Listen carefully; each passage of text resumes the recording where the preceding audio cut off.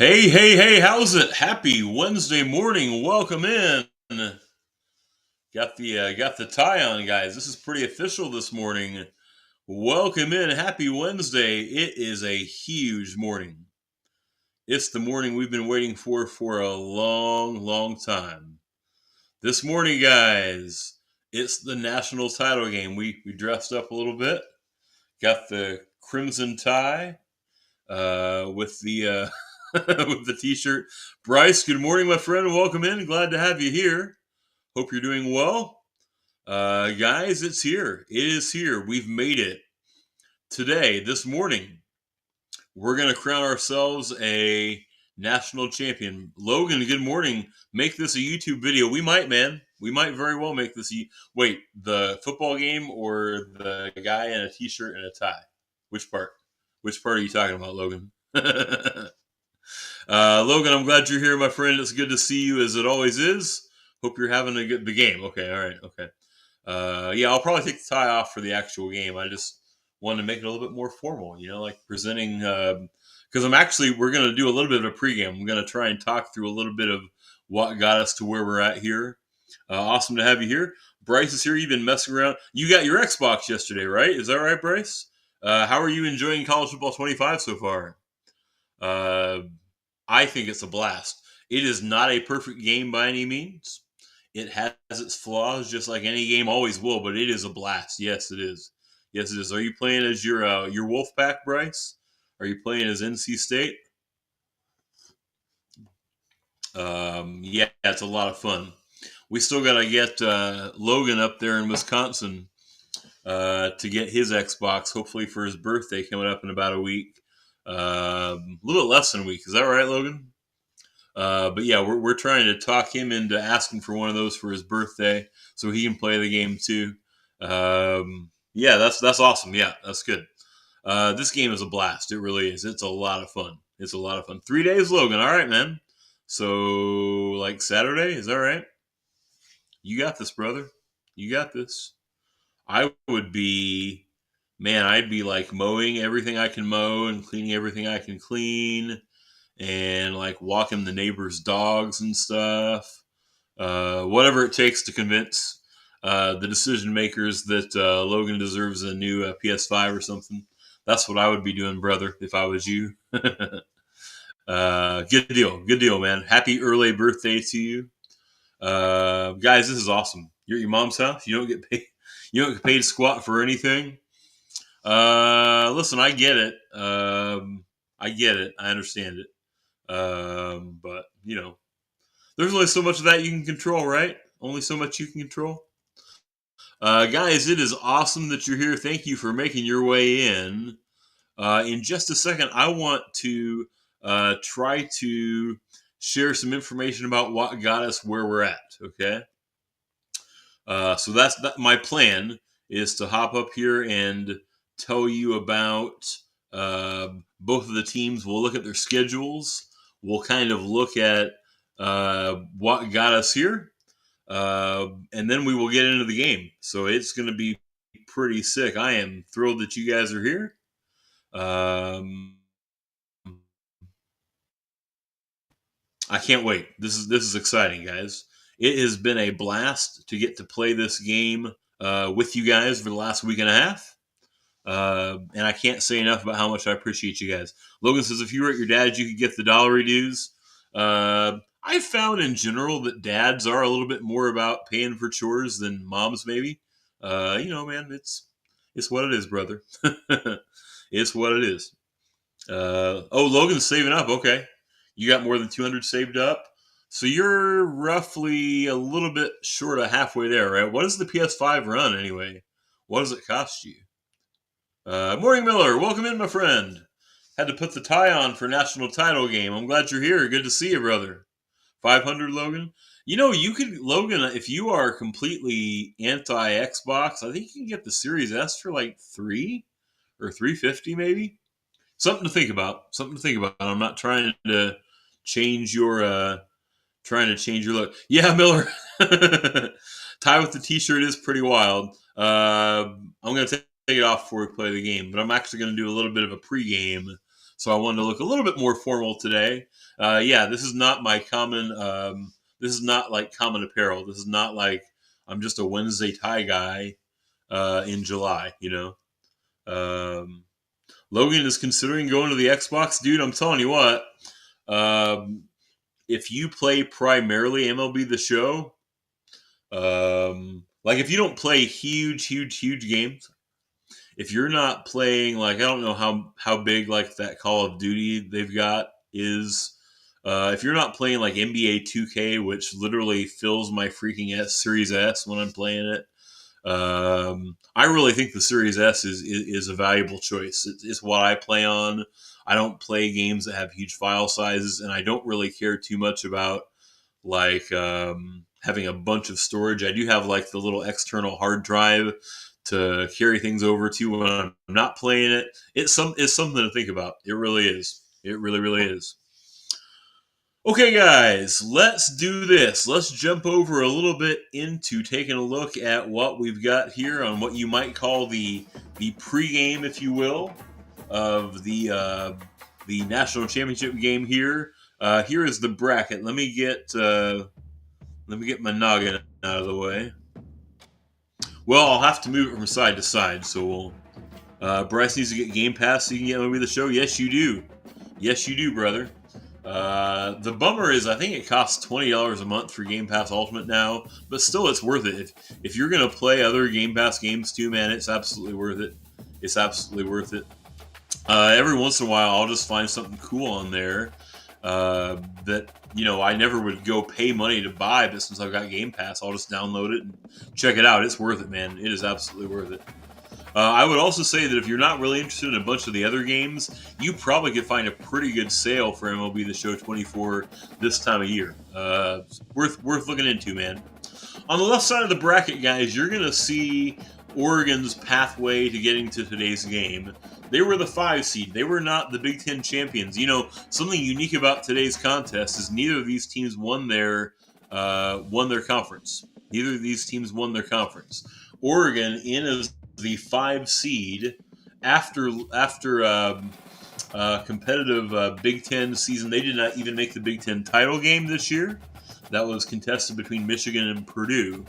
So Oregon did not play in the Big Ten title game, but they played well enough to earn the 5 seed. They defeated Texas State in the first round. They were able to then beat Liberty, who was the 4 seed, the champions of that, was it the Sun Belt, I think?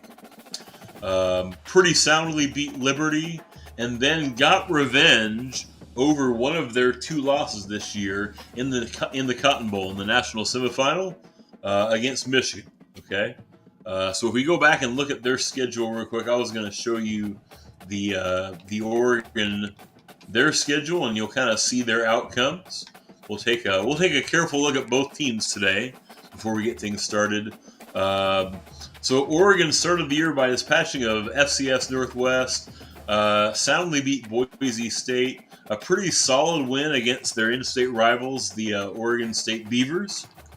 They started playing Big Ten games, which is weird to say, at UCLA. Knocked off Michigan State. They lost at home to Ohio State, one of their 2 losses this year. They won at Purdue, who ended up being one of the college football playoff teams. A big win. Beat Illinois. Lost at the Big House, only by 6. Looks like it was a heck of a ball game. Came back home, took care of business against Maryland. Logan, I'm sorry, brother, to tell you they absolutely wiped the floor with Wisconsin. And then the process, and then of course the Washington game took care of that too. That earned their berth in the playoff. They have run ramshot over a couple teams and a close win in that rematch in the Cotton Bowl against Michigan. Okay, tremendous football team. Going back and looking at the bracket, if we now look at the other side, and here's where I'm going to switch my head over to the other side real quick. Now you see me over here. And now you'll see me over here as I move spots on you. There I am now. So looking at the Oklahoma Sooners, Oklahoma similarly did not win the SEC. If you've been with us for the ride, you know this part of the story pretty well. Oklahoma went into the SEC title game undefeated, the number one ranked team in the country. Good morning, Dipping. Need a t-shirt. T-shirt tux would have been ideal, man.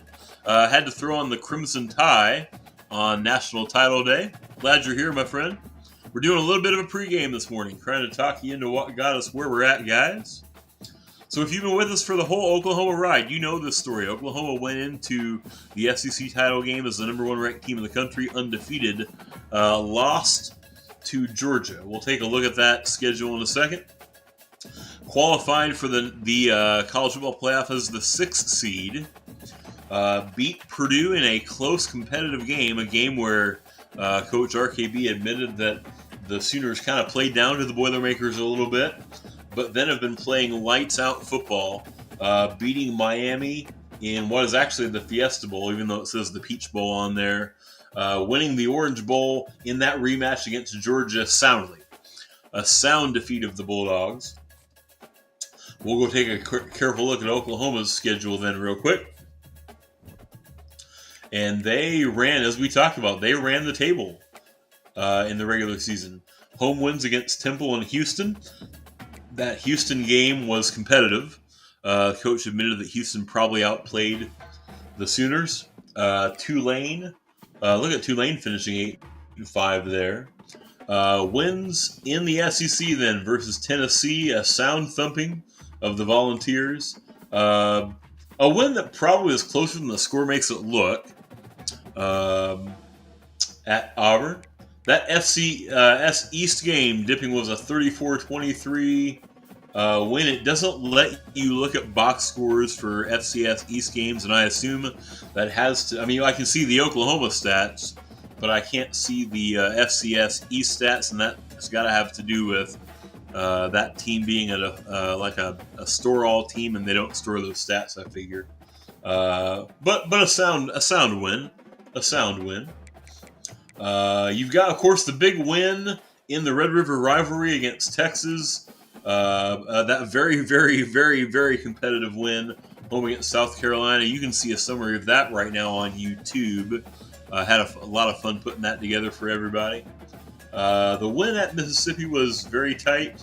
Had that also competitive home win against a very talented Missouri team. Took care of business at home against Alabama. Same for at LSU. And then, of course, there's that loss. There's that one loss this year that the Sooners have had in the SEC title game. Basically a home game for Georgia, to be honest. And then, of course, have been taking care of business in the college football playoff, including their win in a rematch. So really, to me, the main story in today's game, the primary story in today's national championship game between Oregon and Oklahoma is we've got two teams that sought revenge in their halves of the college football playoff bracket and found it. Oregon needed revenge against Michigan that beat them in their way to winning the Big Ten title, and they succeeded.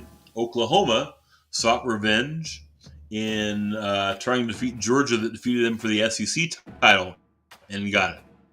So you're looking at two teams that were contenders to win their conferences, fell short, and then got the revenge they needed to get here, okay?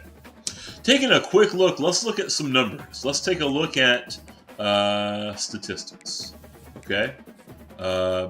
So for some season stats, we'll start off by taking a look at some of the featured performers for, let me get back out of the way here, some featured performers for the visiting team in tonight's game, the Oklahoma Sooners. Of course, Jackson Arnold, the sophomore quarterback of the Sooners. 25 touchdowns, only 7 picks, threw for 3,000 yards. A tremendous competitor.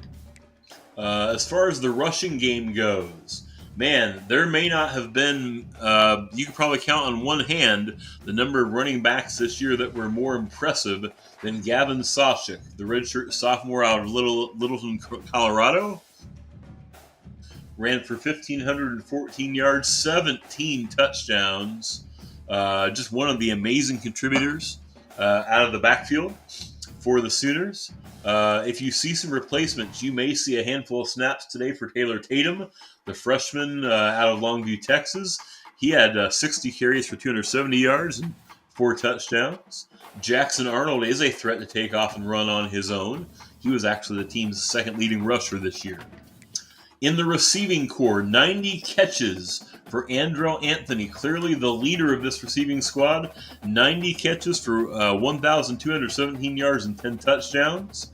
You've got junior Deion Burks with 40 catches, 700 yards and 8 touchdowns. Jalil Farouk, the senior out of Maryland, caught 30 balls, 2 touchdowns. Jake the Snake Roberts, 32 catches for 372 and 3 touchdowns. And of course, you've got a handful of other contributors here. Nick Anderson, the sophomore out of Katy, Texas. Jaden Gibson is a junior. He got in one of his 5 catches into the end zone. Then you got the backs that made some plays out of the backfield too. So a varied offensive passing attack, but one that primarily focuses on number 5, Andrell Anthony, the senior. Okay. Defensively, no one had more tackles this year than Danny Stutzman, the senior linebacker out of Windermere, Florida. Also 3 picks, including 2 big ones in that quarterfinal game against Miami. The interception lead for the year was Billy Bowman Jr., the senior safety out of Denton, Texas. He also made an incredible interception at the beginning of the national semifinal game against Georgia. And if you go on my TikTok right now, you'll see it. You'll see a clip of that up there right now. Just some of the contributors that have been leaders for this defense.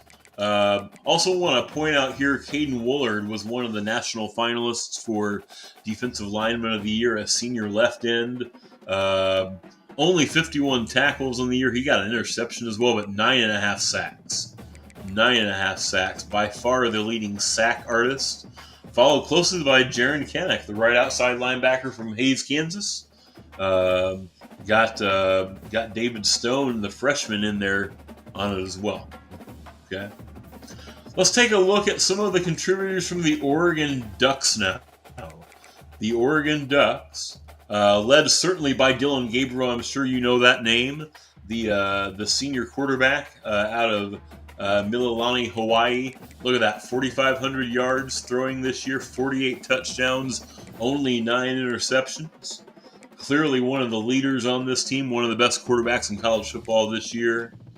The running game, Jordan James, the junior halfback out of Nashville, Tennessee, 196 carries and 957 yards, 9 touchdowns. Gabriel, of course, on top of his passing game, also quite the threat to run the football as well. 103 carries, almost 500 yards, and 3 touchdowns. D-Walk, good morning. Yes, national title game. Yes, sir. We got the pregame show going right now, my friend. Yes, we do. For a switch-up back, Noah Whittington, the junior out of Fort Valley, Georgia. He got 56 carries this year. He got in the end zone 6 times. Looks like Trayshawn Holden, the receiver, likely on some kind of jet, running plays, likely got his hands on the football 22 times. But look at this receiving crew, man. Look at this receiving crew. 3 different receivers that caught more than 10 touchdowns this year and more than 70 catches and more than 1,000 yards. If you want to talk about what Oklahoma has to do to win this game, they've got to find a way to hold this receiving crew in check. Tez Johnson, the senior out of Pinson, Alabama, the leader with 92 receptions, 14 touchdowns. But right behind him, there's Evan Stewart, the junior, with 76 catches, almost 1,200 yards, and 15 touchdowns. And then there's Trayshawn Holden, who caught 12 touchdown passes on 74 catches. Cannot ignore the tight end, Terrence Ferguson, the senior tight end out of Littleton, Colorado. 51 catches for 540 yards and 5 touchdowns. Those are the main threats out of the backfield. So, yes, Logan, we're rooting for those Sooners. As you can see, it's going to be a challenge today. Let's see. There was a variety of contributors on defense, not a standout tackle artist, if you will, but look at these sacks. 15 sacks for Mateo Uagalele. That's a guess. The sophomore out of Bellflower, California. 12.5 sacks for Jeffrey Bassa, the senior outside linebacker from Salt Lake City. Those are the main threats to rush the pass.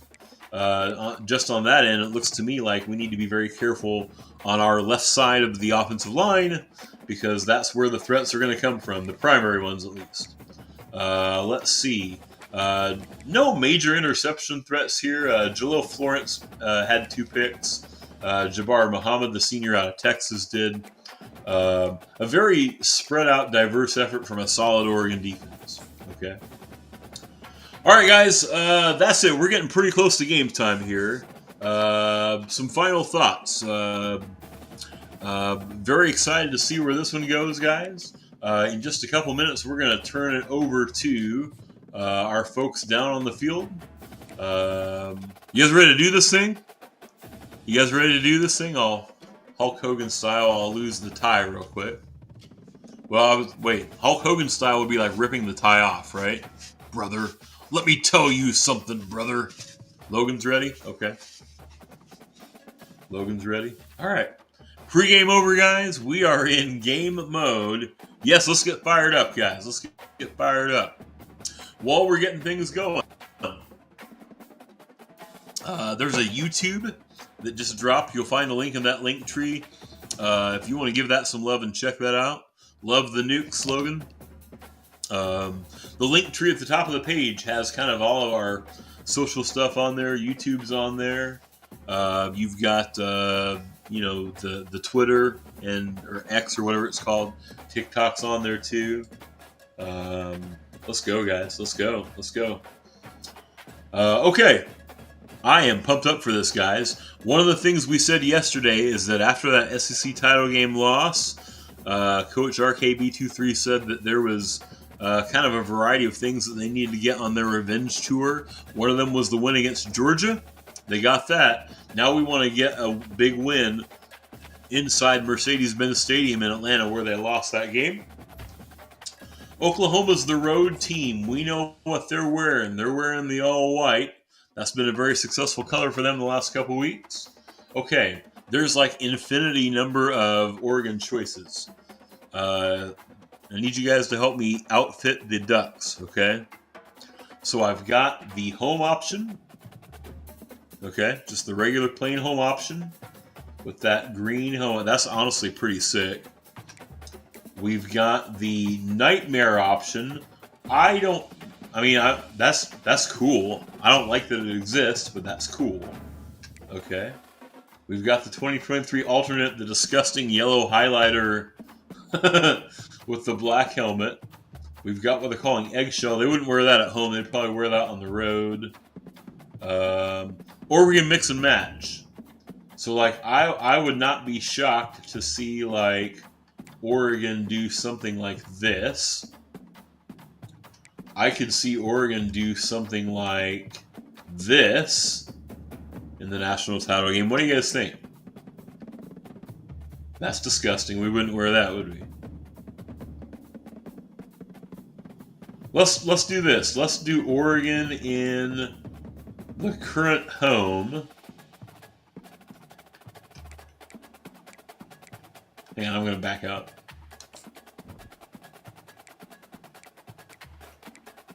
Oh, I hate that.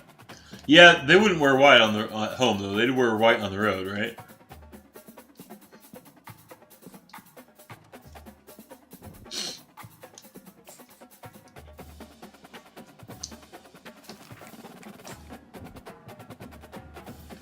I think that they might wear that, but with the yellow helmet.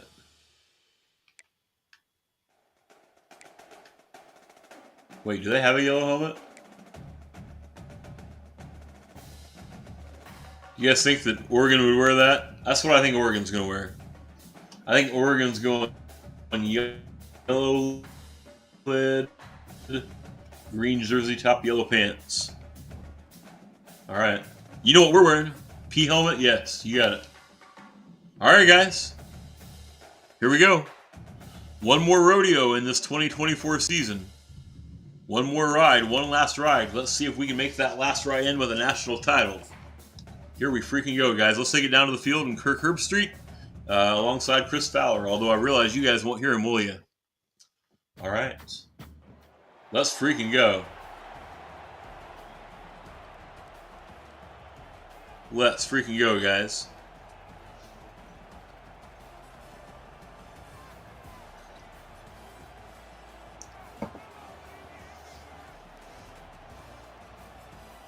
Here's the duck making the O. Let's freaking go, guys. I'm fired up. Let's go. Boomer Sooner. Oh, hey guys, spam me that OU. Let's get some OU emotes on the screen. Let's cheer them on.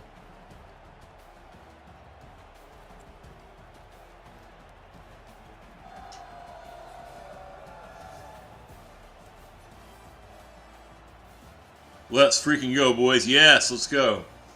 Let's get fired up. Let's win ourselves the title, huh? Oregon's going to get the football first.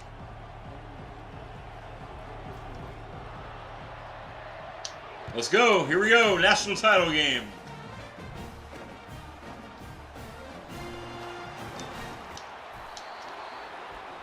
Let's go, boys.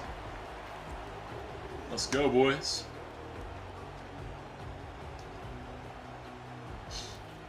Whew. Like, I'm nervous. I got all the nerves.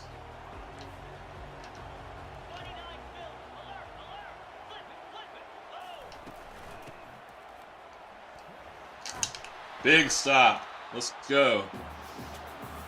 Let's go. Look, the score graphic's different on the bottom. Makes this game feel different, doesn't it?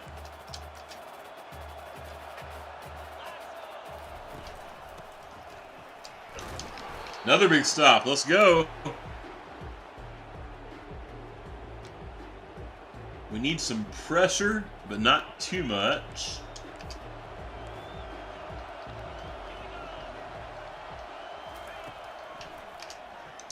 Take that. Oh, and a fumble. Oh, man. Oh, if we'd fallen on that. But we got the stop. Let's go. We got the stop. A big 3 and out. Big 3 and out for the Sooners.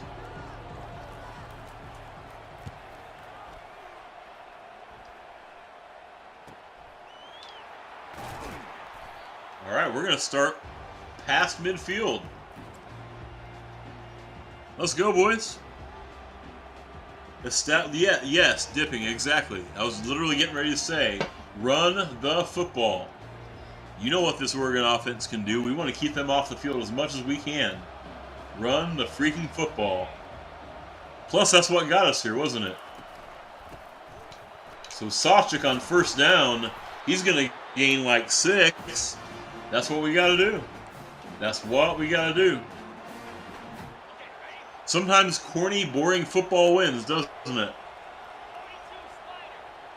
Sometimes corny, boring football wins. There's Tatum. He's going to be about a yard short of the first down.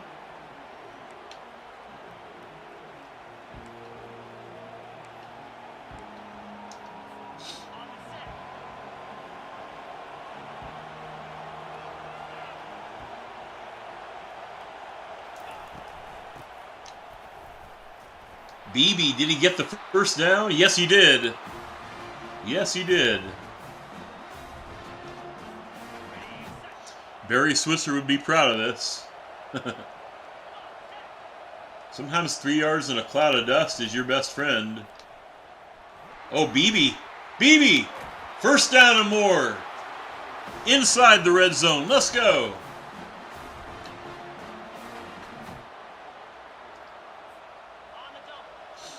Let's freaking go.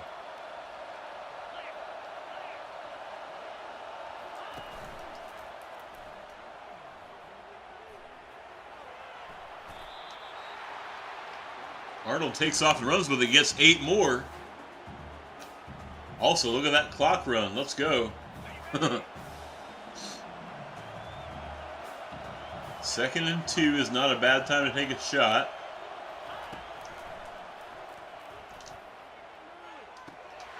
Oh, he got it! Touchdown! Let's go! I honestly, when I threw that ball, I thought it was going to be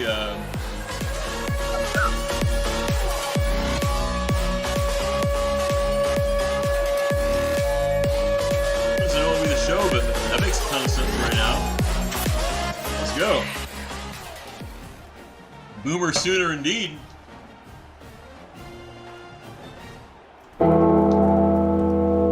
Yes, let's go.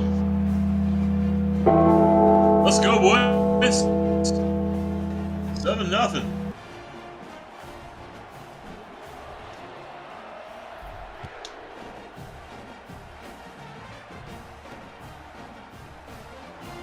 Don't give in, no relent.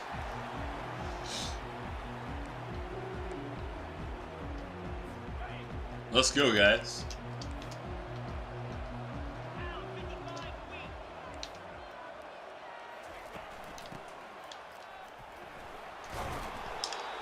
Boom.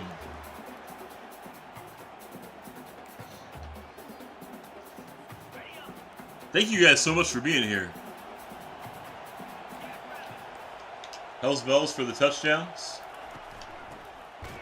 Oh, look at that. Stutzman threw the line for a big loss. They've got nothing going in that running game right now. I'm here for it, Logan.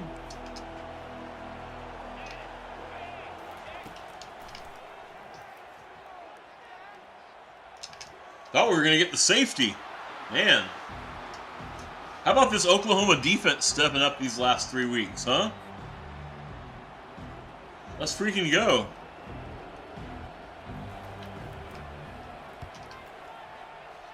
Gonna give me 2 3-and-outs right now against Oregon? I'll take it. Okay. That was a poor choice. We should have we should have just fair catch. Fair caught. Fair caught.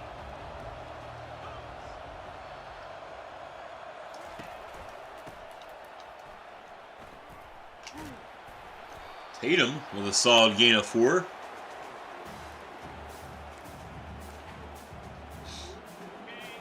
I'm running the reverse. We might regret this.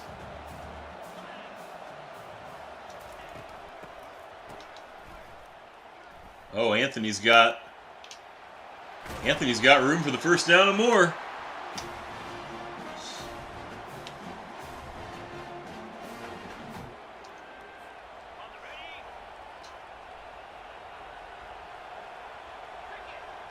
Five in the box. Okay, yeah, we'll run the football.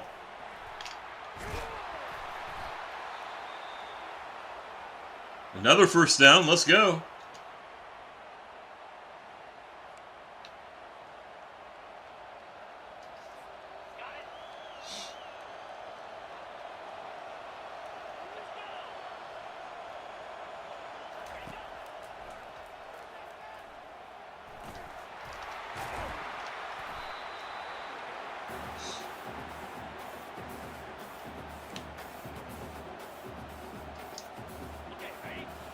Second and 4 is not a horrible time to take a shot.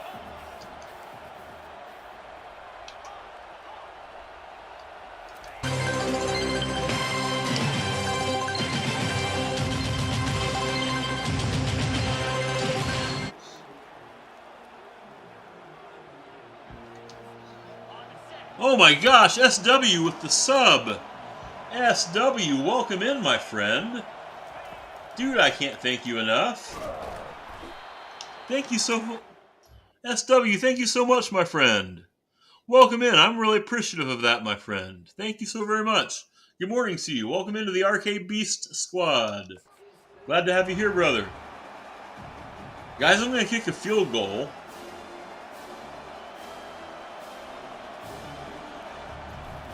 Well, I'm not going to kick a field goal. Kicking is freaking hard, isn't it? SW, I appreciate you, brother. You're very kind. Thank you. Ah! Stop! I could have dropped my croissant. Logan, you gotta watch those croissants, man. Listen, gravity works on croissants too, man. All right.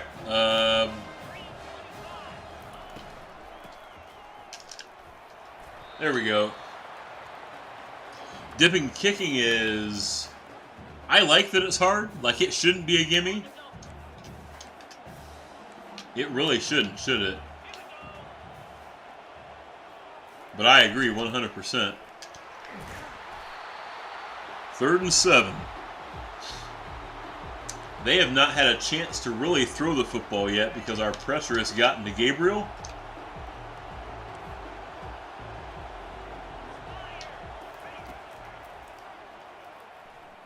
Let's see if that can continue. Oh, the big pick! Let's go!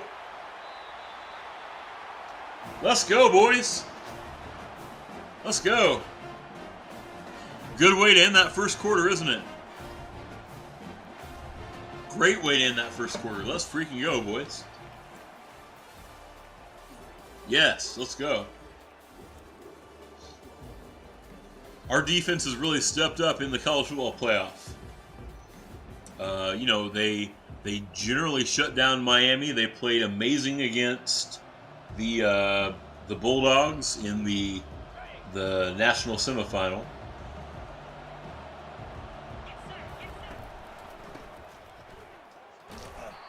Got a couple with Sawchuk.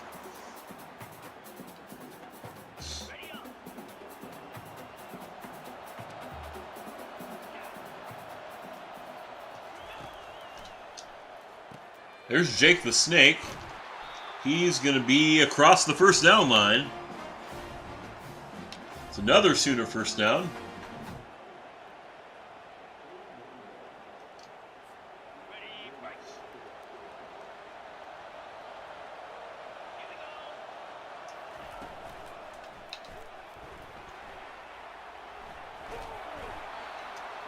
Yeah, that was never going to happen.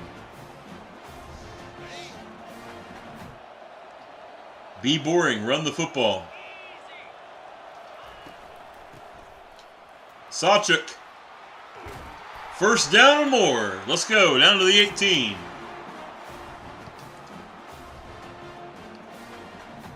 Trust Gavin Sawchuk.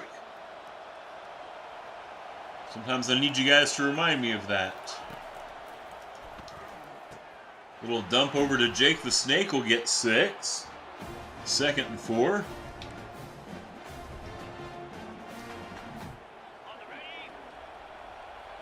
Who are we trusting, guys? We're trusting Gavin Sawchuk.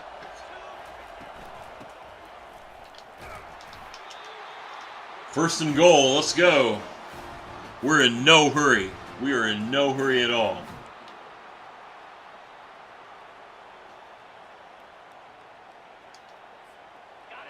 We get the football, too, in the second half, don't we? We get the football in the second half. So we are in no hurry at all. Sawchuk is down to about the 2. Let's get this man that has been our workhorse back all year. Let's get him in the end zone, huh? Let's get Gavin Sawchuk in the end zone.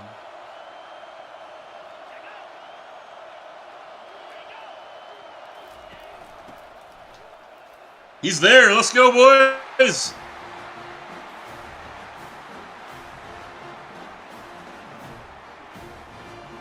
He is there.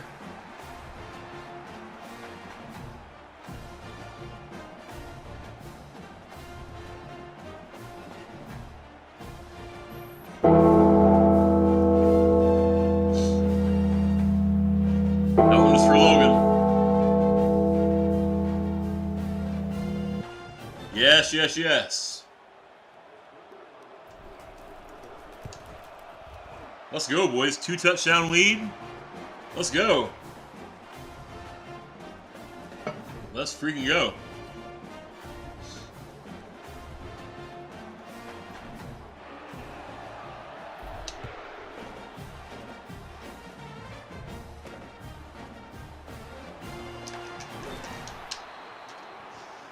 Now, it would be false to assume that this game is over, because oh my goodness, you've seen what the kind of numbers that this Oregon team has put up.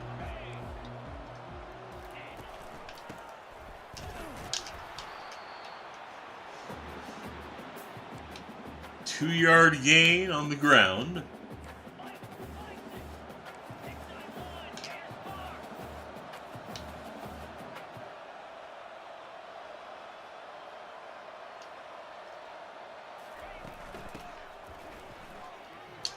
Uh-oh.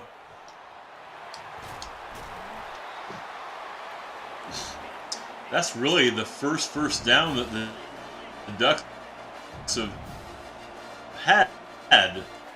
And we're just a shade over 2 minutes left in the first half.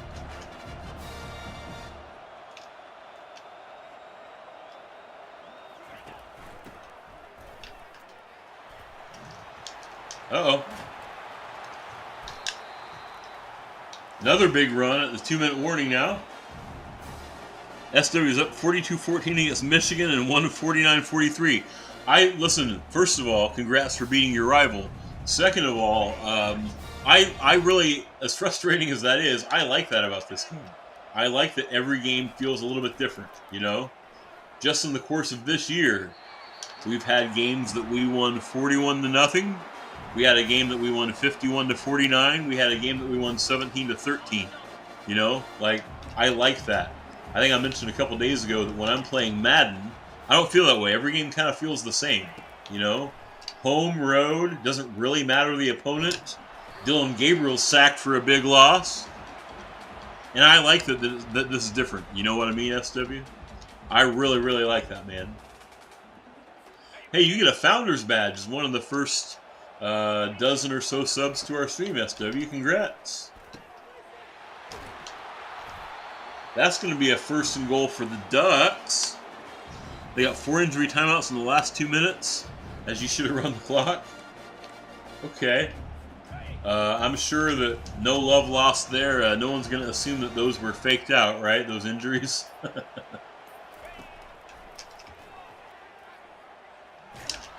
Boom, take that.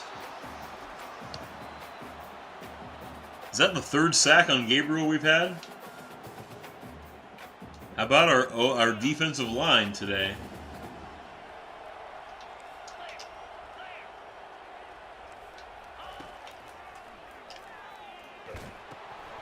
Man, Digital Mason Graham has no integrity. That's yeah. I guess not, SW.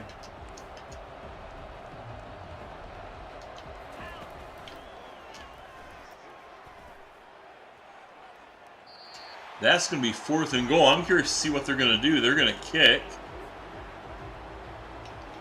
I guess that makes sense. Okay. It's 14-3. 14-3. We're going to get the football. I'm going to be a little conservative here. We'll see what we can do. We've got all 3 of our timeouts. But I'm not going to take risks. We've learned in the past in big games in this stadium what happens if we take risks before halftime. This is RKB is learning. In this very stadium, we have made this mistake already this year. Let's not make it now.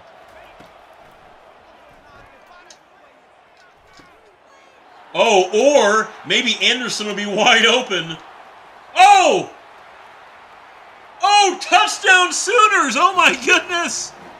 Wow! Let's go! I just thought that was going to get us a nice little 15, 20-yard gain to get into midfield, and then Anderson takes it to the house? Let's go! What a big play from the sophomore, rather. Wow!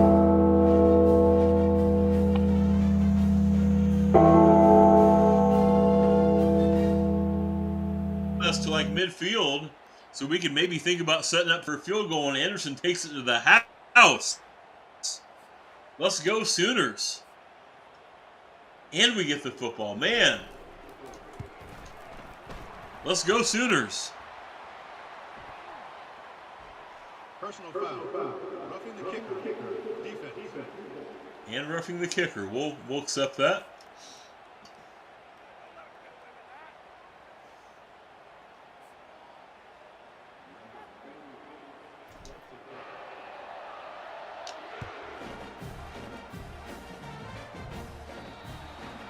Should count for 3 more points. Went right through the uprights. Let's go, boys. Let's freaking go.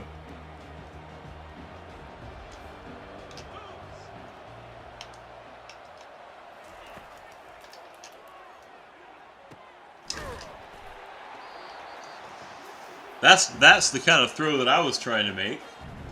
I did not expect it would break wide open like it did.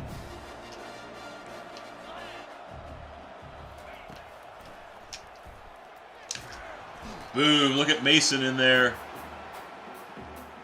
Big sack, let's go.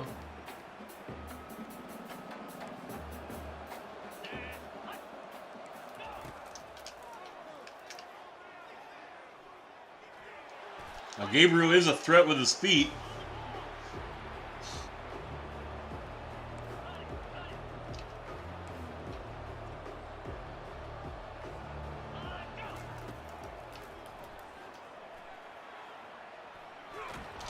No, they're not going to throw it. Wow, let's go. Let's go, boys. Halftime, I'll tell you what. I couldn't have asked for a better... Could not have asked for a better first half. That is freaking awesome, guys. That is freaking awesome.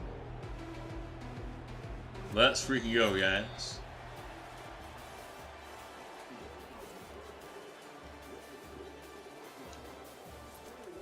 Okay, listen, because it is a big important game, guys, here's what I'm going to do. I'm actually going to run my ad now so that it doesn't run during gameplay, okay? Let me get the hydrate for Logan. Going to take a quick little mini break. I'm going to go ahead and run a 90-second ad. If you can stick around through it, we'll start the second half then, okay? So ads are running right now.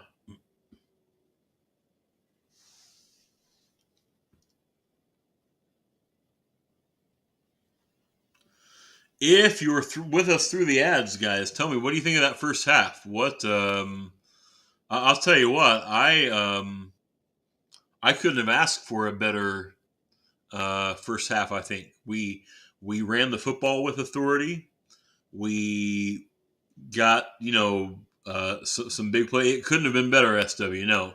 Ran the football. Didn't make any mistakes. Got the 2 touchdown passes as well, including the one that was kind of unexpected to Anderson. That was such a cool play, man. Such a cool play. I have to remember that's in the playbook. We'll want to run that one a little bit next year. Second half keys. I think we just got to keep the pressure going. We got a half of football left this year, and we can put our 8th trophy up in that trophy case in Norman with another solid half of football. Let's not let in, let's not give in now. Let's keep her going. Let's absolutely keep it going. Gas on the I was gonna say gas on the foot pedal. That's not right, is it? Foot on the gas pedal. There we go. Sometimes it takes some sometimes I gotta think through some stuff. We'll get the game going here in about another 30 seconds or so. We're going to let everyone that's not subbed kind of survive the ad so they don't miss any of the gameplay. But, man, I genuinely can't thank all of you guys that have been here throughout this. This is awesome. I love this. And I'm so glad that Dipping and SW, we've connected with you and got you guys in our small community, but our very tight-knit community. And I love that about y'all. Love that about y'all. Okay, I think ads are over with, guys. So we're going to jump right back in. Let's take the kickoff for the second half. Let's go win a national title. Let's go win it. I just saw 306 to 71 as far as total yards. That's wild. Yeah, Dipping, it is a circle of trust. Like, there is some vulnerability about sharing. We don't know each other crazy well yet. For you guys that are kind of new to our stream, I have found a ton of self-confidence. I've grown personally a lot in the last year and a half, 2 years, and sharing me and myself with you all has been a big part of that. So I'm super thankful for you guys sharing with me. That's a weird, crazy first down from Jackson Arnold, isn't it? It does a lot for me that you guys show me that kindness, because there is a certain level of vulnerability that comes from putting yourself out there as a streamer, isn't there? You know, and sharing gameplay with others and such. You're all awesome. I genuinely mean that. You guys are crazy awesome. I'm only throwing because there's 7 in the box. 3rd and 4.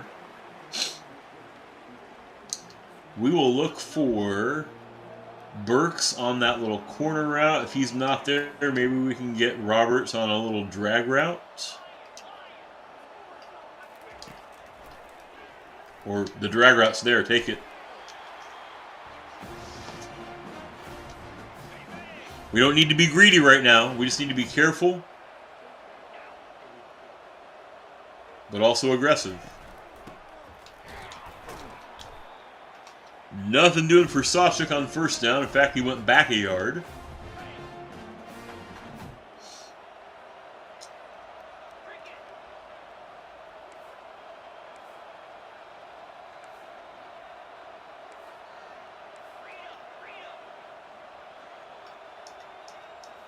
Tried to switch him to a running play. Didn't really go anywhere with it.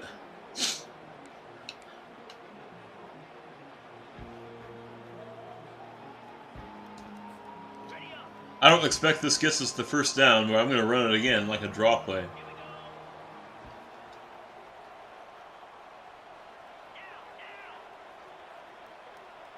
Because even more than the points right now,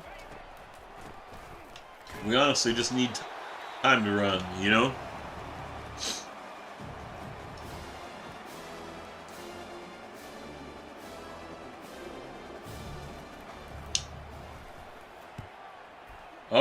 Oh, we're going to get a first down. Running into the kicker. What a big mistake from Oregon. Wow, what a big mistake from Oregon. We're going to get the first down. What a huge mistake. What a huge mistake from the Ducks. What a huge mistake from the Ducks. Oh, look at Jackson! I was not planning on making that a quarterback keeper, but I read that edge rusher with the R. I saw he was crashing in on Sawchuk.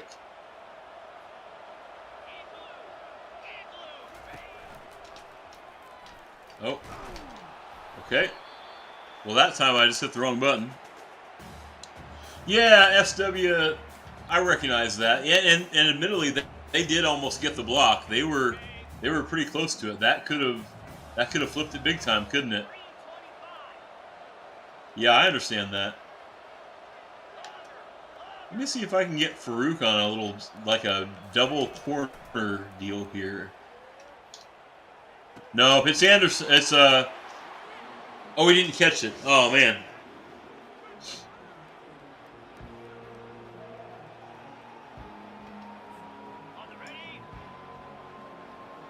Yeah, that one would hurt more if we weren't ahead by 18, but.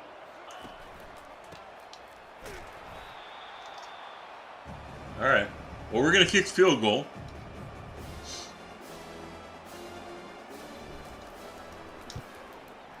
And we're back to 21-point lead. Let's go. Let's go.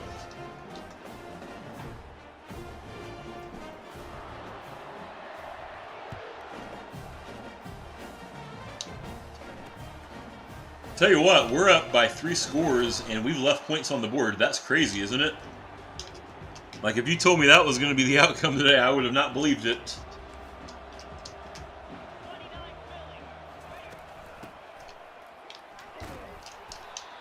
They are running the football. That's crazy. I mean, I get it, but that's wild, man.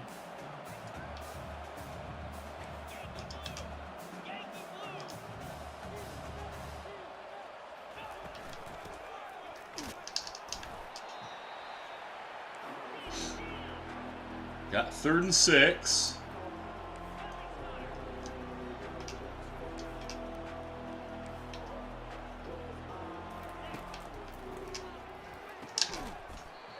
They got the first down.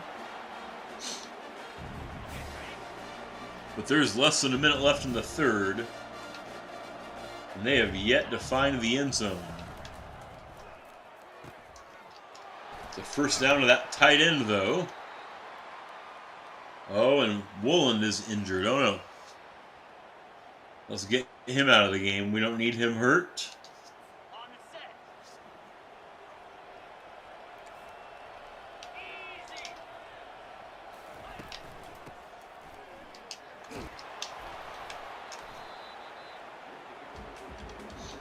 $12 for 50 for their running back today. That's a win for us.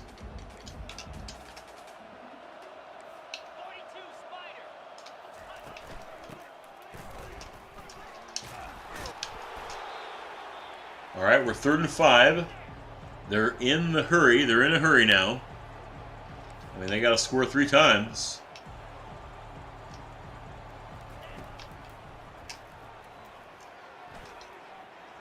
Gabriel's going to get that first down.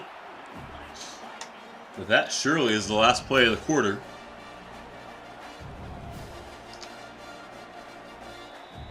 Yeah, look at there. Here we are, 4th quarter. It's 24-3 Sooners. It feels really good. It feels really good, guys. I've got a good feeling about this.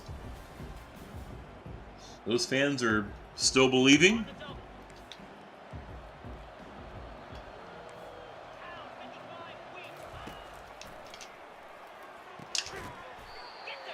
Big stop. Loss of 1. Bruised ribs for Woolard. Let's keep him out of there until he's ready.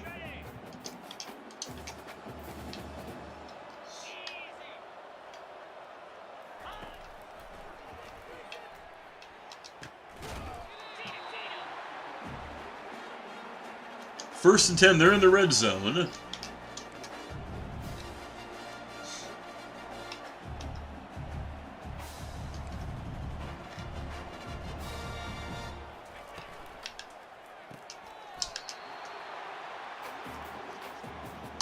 Second and 2.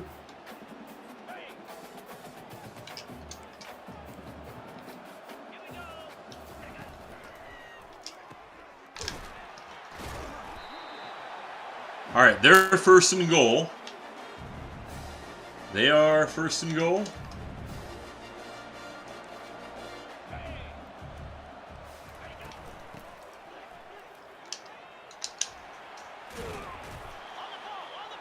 Down to the 3, but tick, tick, tick, tick, tick, as Chris Berman would say.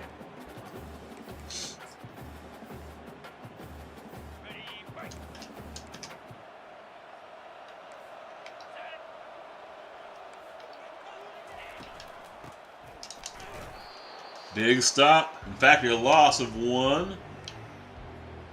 3rd and 4.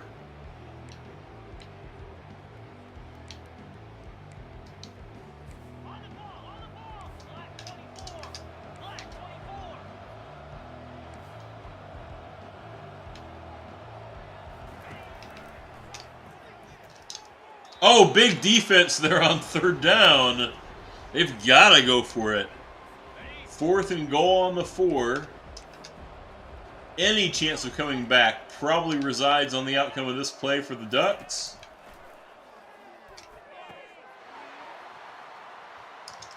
And they did score. They're in.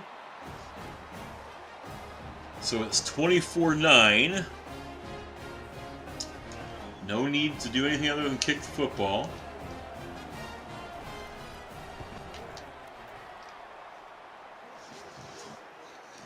All right. Okay, that's pretty wild, doing the O celebration, down 2 scores.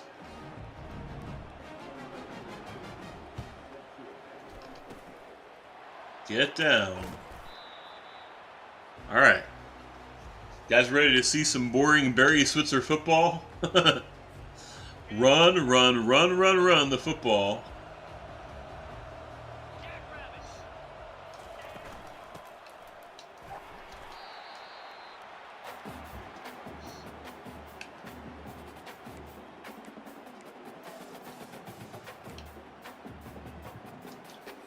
run the football.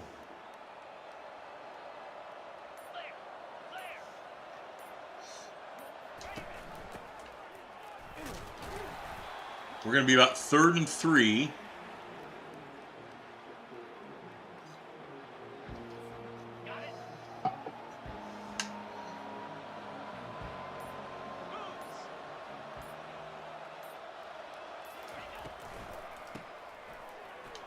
Oh, Sawchuk with the first down. Let's go. Now they're going to use their timeouts, I'm sure.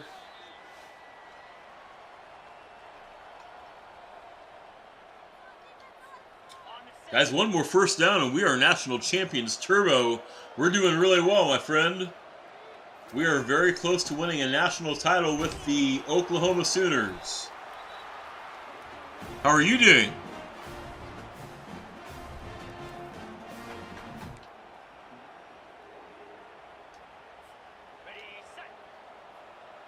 Boring football. You're doing well, Turbo. I'm glad, man. Oh, so close. 3rd and inches.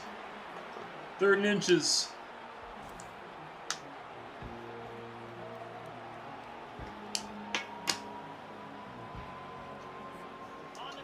If we can convert this. Oh, whose hands do we want it in? Anyone else? No, you want Gavin Sawchuk, right? Boys, that's a first down, and that's going to win a national title. Haha, let's go. Let me get those OUs. SEC.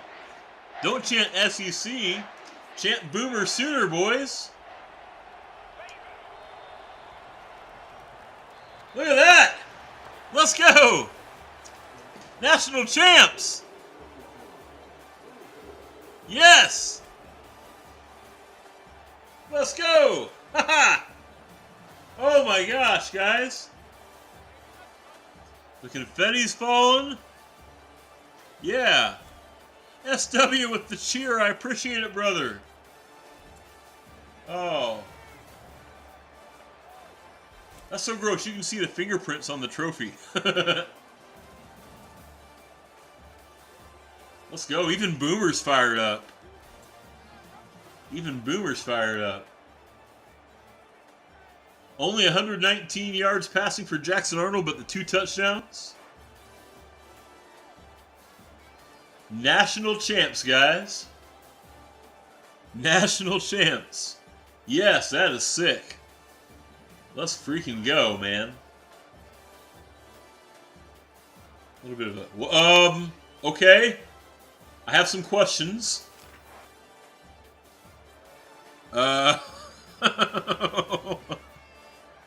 You saw one of our assistants standing inside the table just now, right? Right? Yeah. That's gonna leave a mark. That's gonna hurt. That's gonna leave a big time mark. Oh man. All right, guys. Well, listen. GG's, yes, thank you. Guys, what we're gonna do is we are going to, for the last time this season, dig into the post-game press conference now, and as soon as it loads, it's coming. I think it's coming. There it is. A little wonky on my end. Bick, good morning, my friend. GG's indeed, yes, sir. We did. We got her done.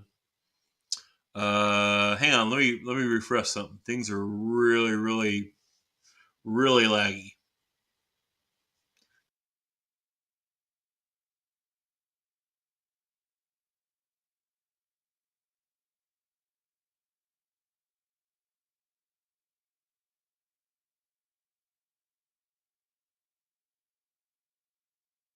You guys still there?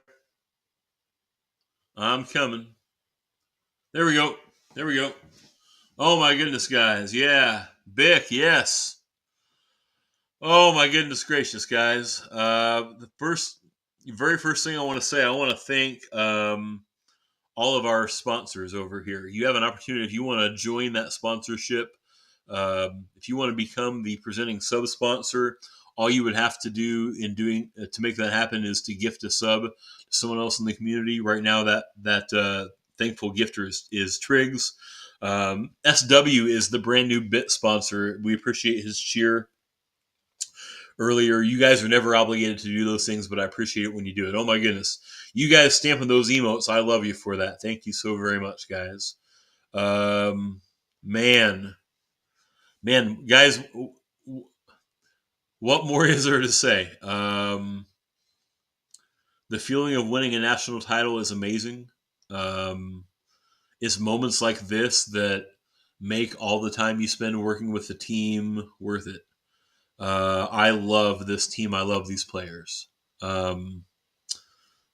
This is just an incredible group of young men. This is a group of future leaders in the communities where they're going to go when they leave here from Norman. And I am unspeakably proud to be associated with this group of young men. There's not a lot of me attitude in this group. There's a lot of we. There's a ton of we. And we decided in April that we wanted to be here at the end of January lifting that trophy up here in Atlanta. Man, I don't know what more to tell you about how talented this team is and how much I love working with this team of young men. It's amazing. If you've got questions for the coach right now, putting them in the chat. We'll try and make sure there's plenty of time. He'll try and answer them all. How many on the one wheel route? The question from SW is about that wheel route. We had really not run that play in any game. We've been practicing it for a while. We're talking about that play at the end of the first half, the touchdown to Anderson. We honestly called it up with the thinking that we could get 15, 20 yards, get the ball to midfield, and then kind of conservatively think about options to try and score again before the half ended. The plan was never to run that play and try and get it in the end zone, but Anderson, he knew better than we did. He got the ball. He had the space to do it. No, we learned in this building during the SEC title game what happens when we as a coaching staff make calls that are more aggressive than the situation dictates. So we were looking at just getting a play that we had practiced and we felt confident would get us a good chunk of yards. We didn't expect it to go to the house, but Anderson's a special player and he got us there. It's amazing. Turbo says you need to make it 2 in a row. I promise you, I promise you that's the plan. Okay, that's always the plan. We've got some young men that we're going to lose now to graduation, probably some that you'll see playing next year on Sundays instead of Saturdays. We're going to see exactly where things lie. One of the challenges in modern college football is building essentially what in a lot of ways could be a brand new team in the spring. So that's going to be the focus of our work now. But Turbo, I promise you that is the plan. We want to make, getting that 8th spot in our little trophy case back in Normanfield now with that amazing trophy is great. But the entire focus of this football coaching staff and this football team, as soon as we get done celebrating today, is to start making space for the 9th one. Yep, 100%. SW says, thoughts on the defense leading the team over the back half of the season. Man, I'll tell you what. We would not be where we are holding this trophy in the air without our defense developing. If you look back in each of our final 3 games in the playoffs, our opponent did not score a touchdown until the 4th quarter. Miami in the quarterfinal, Georgia in the semifinal, and now Oregon in the championship game. That says to me, that speaks volumes about how seriously our defense takes their what they're called for and how much of a backbone they have been in supporting this team and doing it. I love that question. Thank you so much. I love what this team has done. Dibbing says, Coach, any comment on the rumors of you checking out the coaching carousel? Listen, Dipping. I know you've got a job to do when you ask that question. I am 100% committed to being here in Oklahoma.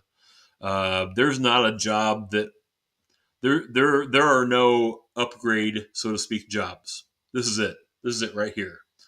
There's not a football program in the country that has a more storied past, a more supportive fan base, a more supportive administration um, than right here in Oklahoma. There's nowhere else I want to be. So let's just squash all of those rumors right now. I'm not going anywhere, and I know that the Texas A&M baseball coach a couple of months ago, or back last summer in June, kind of said those things, and then went to that horrible school down in Austin.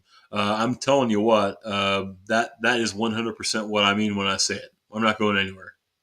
I'm not going anywhere. And so, how does it feel to be the winner of the first 12-team playoff? It's a different experience, isn't it? Oklahoma, before I was here, had some experience working in previous, postseason setups and BCS title games and things like that. It's pretty cool. It's a pretty exciting experience. I've not really reflected on what it means to kind of be the first winner of that yet. Well, there will be time for that. That's a good question. I just don't have a great answer for you yet. Turbo says you staying with the team. That's what I'm saying. Yep, that's exactly what I'm saying. I'm not going anywhere. Oklahoma is the place for me. Yep.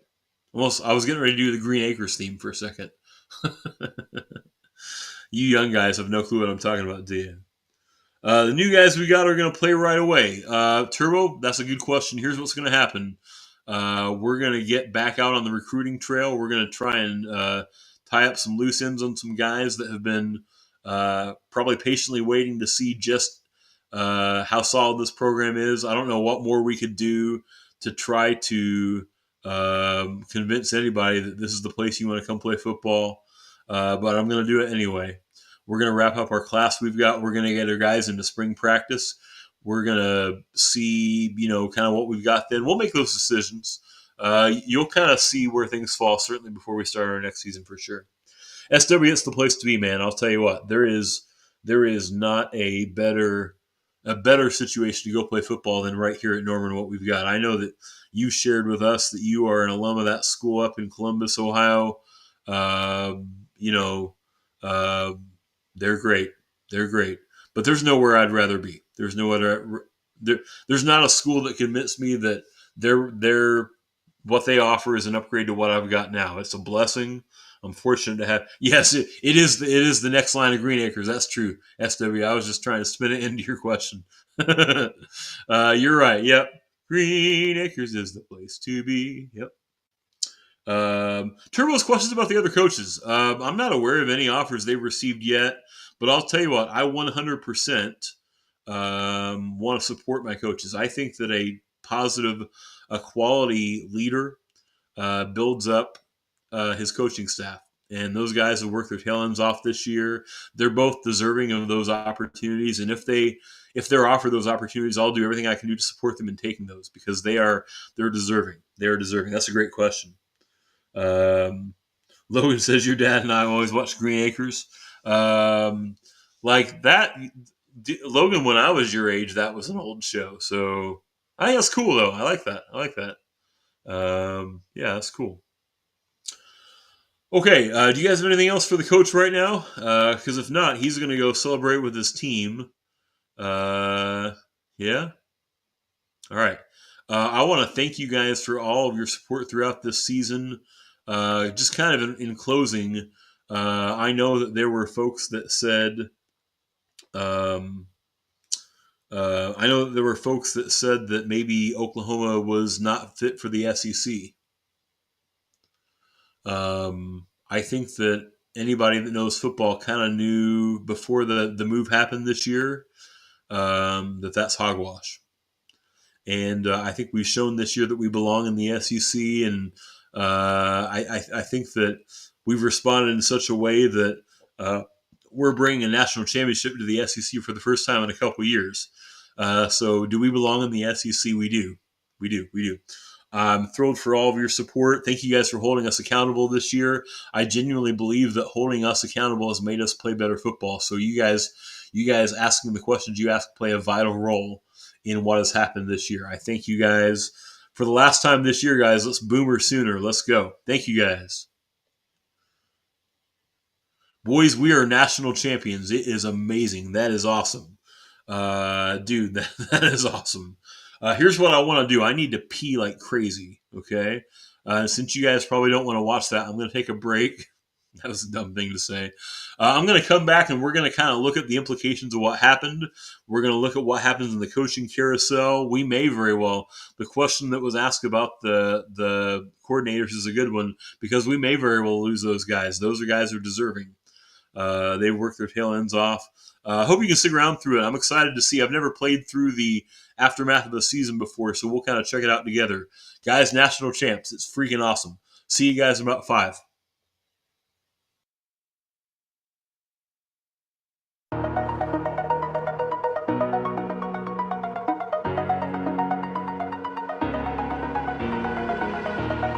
Over the edge, feel like I'm floating through the air.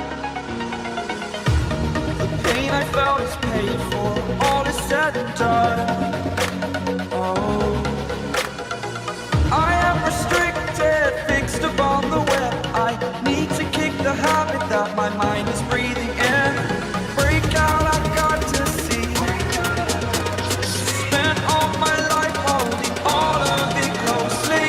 I played it innocent, a feel of discontent.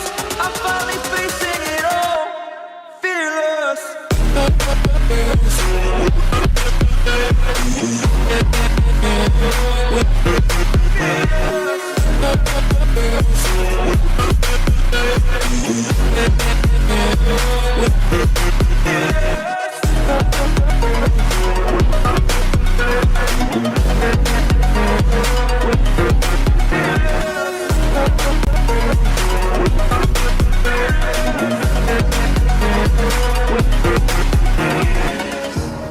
Burning the bridge that keeps us. I'm here and I'm feeling fearless. Exaggerated, that's what you assume. The story's over now, I must conclude.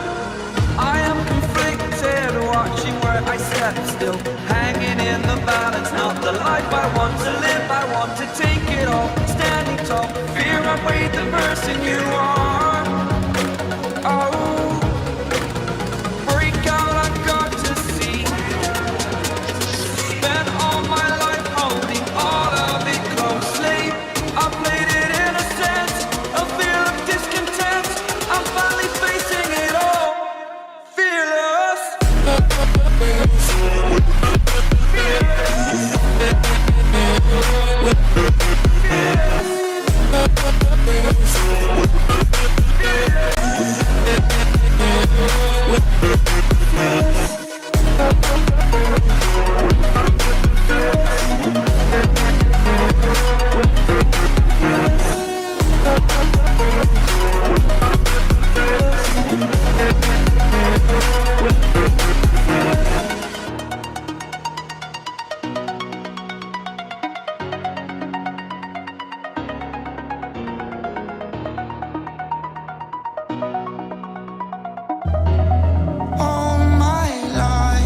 All my life, by my side. All my life, one time from side to side. Without you by my side, my side, my side. Without you by my side. One time from side to side. Peekaboo, I see you, peekaboo, I see you. Looking at me, looking at you. Hold up, where you going? What you doing? Who you seeing? What you need? What you want? I said, without you by my side, my side,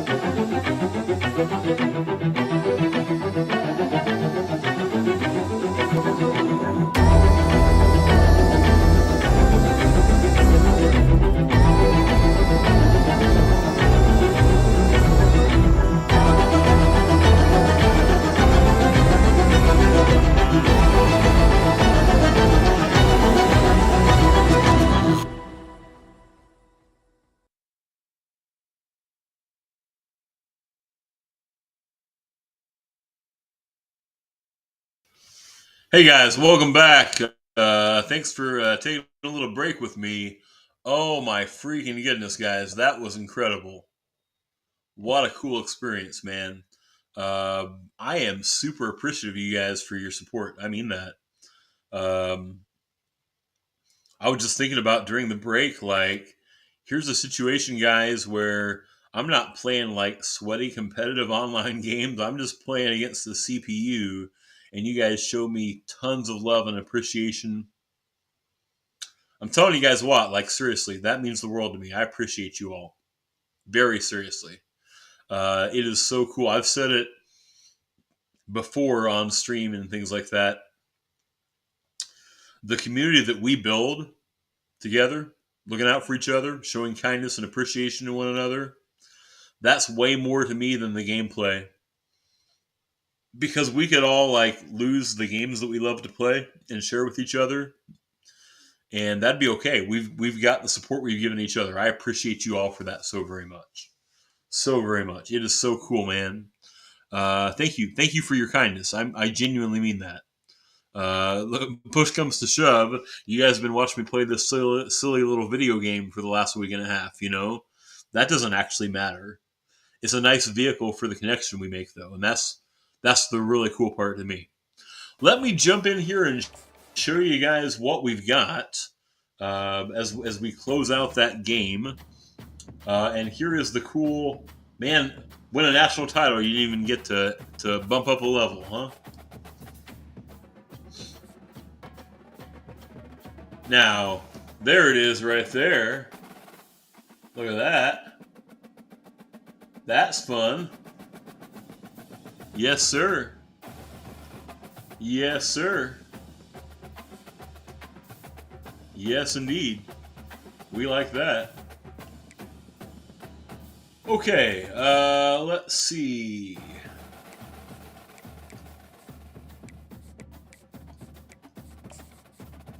Coach contract. Let's do this real quick. I just wanted to take a chance to show you all that cool stuff we've got down there. 16-1. Yeah, let's go. Let's freaking go. That is so cool, man. That is so. Surely to goodness, 16 wins has to be a record, right?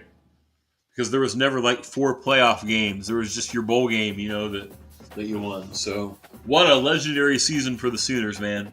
What a legendary season for the Sooners. What a cool experience. What a cool experience. Okay, let's do this. Let's go into next week. Let's see kind of the aftermath now. Take a look at what's going to happen after the national championship happens. And that thing is that we've actually been closed out on a couple guys. Two of our recruits saw that run to the national title and said, not for me. And that's okay. That's okay. Okay. What we got? Of course he's the SEC Defensive Player of the Week. There was one game and one SEC. We should be getting all the SEC awards, right? Hey, he's also the National Defensive Player of the Week. We'll take it. Nick Anderson makes sense. His one catch for 83 yards makes a lot of sense. Let me guess, he's also the National Offensive Player of the Week, yeah? Those things should happen, all right? Hey, we've unlocked Strategist. It says go to the coach's ability screen to purchase the Strategist archetype and upgrade coach. Okay. I dig that. I dig that. We'll take a look at that in a minute. Get those National Players of the Week off the list here. So let me look at coach abilities real quick. So there's strategist, okay. So we could, with 15 coaching coin points, that's cool. That would be a cool perk to have. A bonus XP for every prospect visiting when we get a win. That's cool. That's cool. Max Keys is an A- prestige guy. A tactician, if you will. Jaden Caleb, the defensive coordinator. Man, that guy should get all the job offers. So those guys, I would not be shocked if either one of those got head coaching opportunities.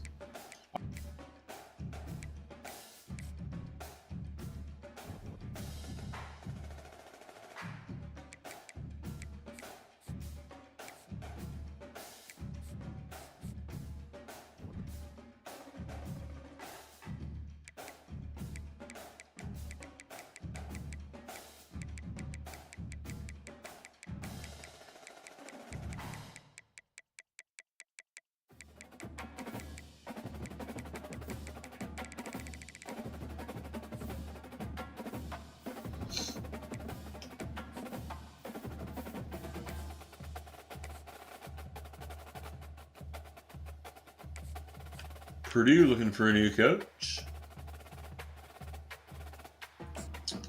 All right, we'll go to next week. Nothing really to do in that week there. Couldn't really work on recruiting things. Okay, so now we're looking at players leaving. Players leaving the program. Okay, so we've got a couple players that want to transfer. They weren't playing. Barnes got maybe a handful of carries this year. Towns Moore never saw the field. He's a 64 overall freshman. Burks is a junior. He's projected to go in round 6 of the draft. I want to try and persuade him to not go. I want him to stick around. So we're going to try it. We're going to try and persuade him to go. And he's decided he's going to stay. Okay, that's pretty key. Pretty key. He's staying. Good. Towns Moore. Let me look at this. Can I look at this player some more? He doesn't like our playing style. That's fair. He wants us to throw the football more, I guess. It says I'm likely to persuade him to stay. Let me go look at our roster real quick. Towns Moore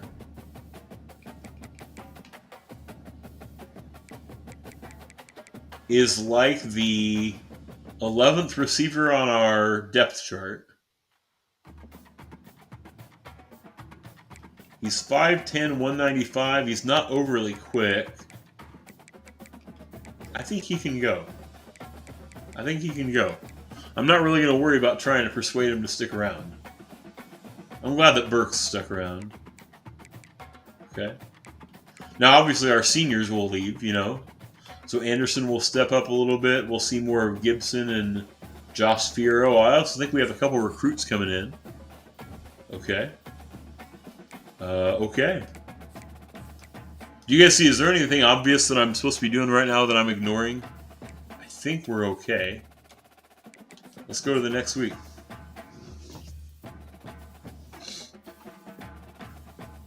Oh, we're moving.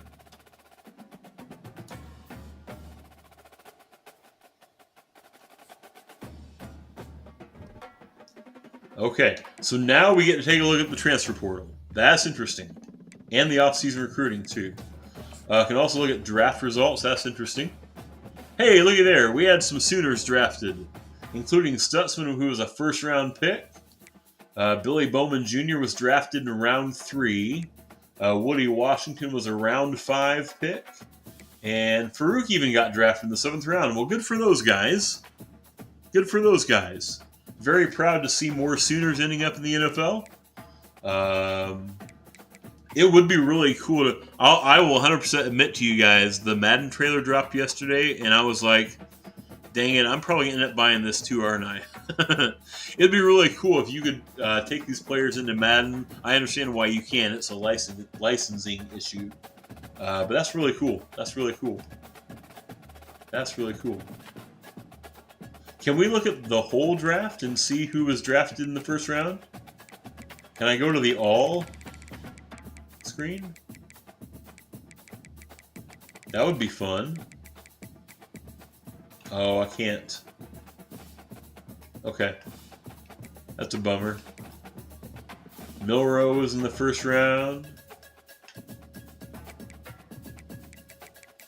Wonder about Carson Beck. Yeah, he was a round 1 draft choice. Man, Georgia had 4 guys drafted in the first round. Let's look at Ohio State for SW. See which Buckeyes were drafted in the first round. Judkins makes sense. Egbuka in the first round too. Henderson in the second. Jack Sawyer in the second. Tyleik Williams in the second. Denzel Burke in the second. And Donovan Jackson in the third. Man, look at those Buckeyes. Look at that. 7 guys in the first 3 rounds, SW. Let's go. What about Texas? What about Texas? Banks in the first round. Makuba, Barron, and Bolden. Yeah, okay. A lot of good dudes, SW. Yes, sir. I actually bet that's pretty accurate, too. I bet that's pretty common. I figure Judkins is almost a lock to be, if not the first running back taken, one of them. I don't know that you don't necessarily see running backs go in the first round anymore in the NFL draft, but it wouldn't be shocking if he was. It wouldn't be shocking if he was. Yep. Okay, so we got draft results dealt with. We need to look at finishing up recruiting and the transfer portal. Okay? So let's jump in there and take a look at that.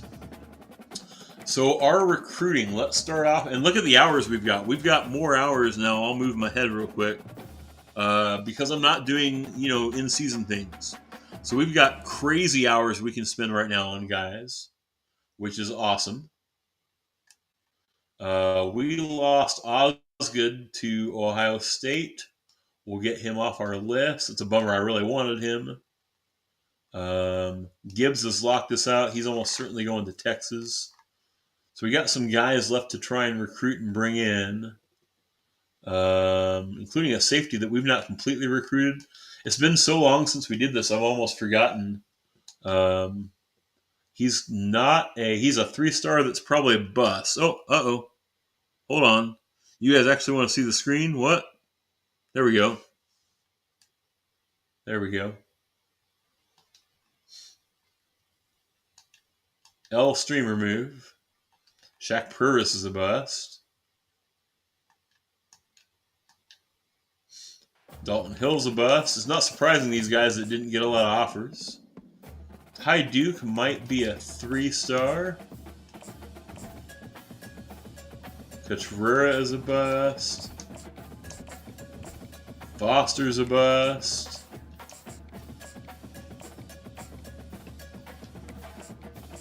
Achoo. Let me get these 3-star busts honestly off our list. No disrespect.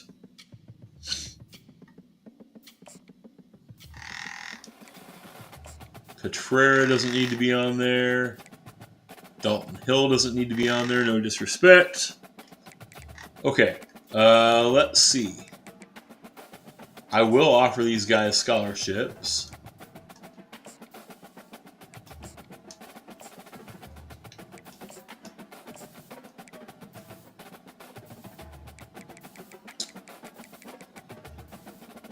Okay, for the guys that we have not locked up yet, Jason Samuel, that's the dude we want. That 4-star gem right tackle. We also want Tyler Fouts. I promised we were going to build this on the offensive line, and I meant it. So, we need to...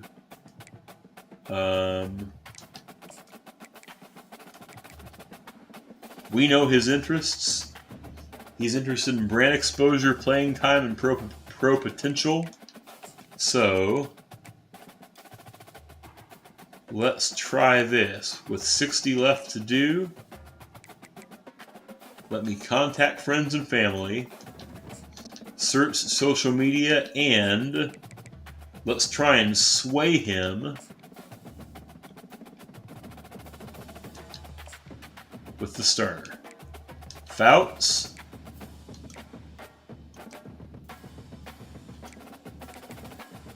We know his interests. Let's send the house. And let's DM him. LaMichael Carney is probably a 3-star middle linebacker, but we need middle linebackers.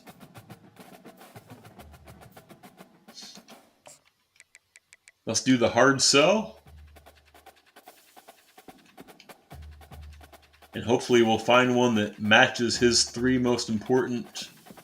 There it is, Sunday bound. Oh, let's also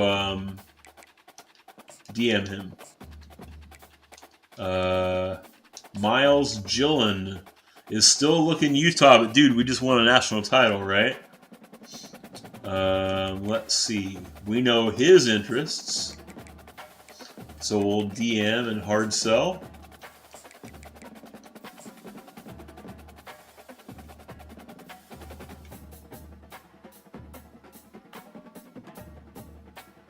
Student of the game will be his pitch.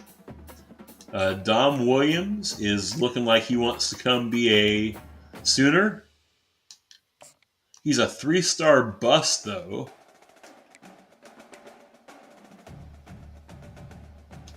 But, whatever.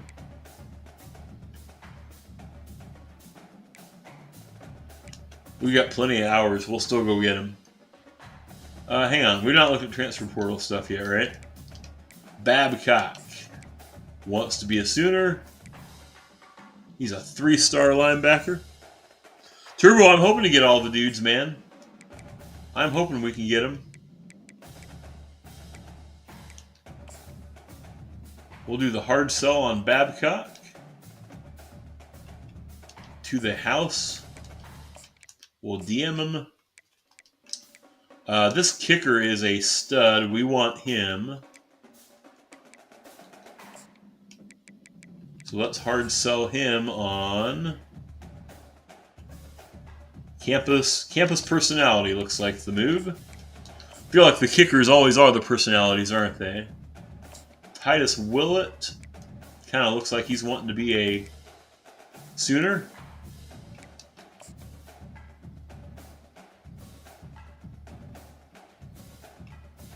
Guys, this feels almost like cheating in Oklahoma. Because just about everything I'd want to sell these guys on, we've got it. You know what I mean? I'm sure like Navy and South Carolina don't have those same advantages, you know?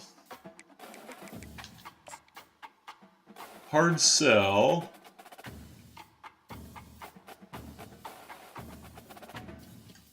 There we go. Hometown hero.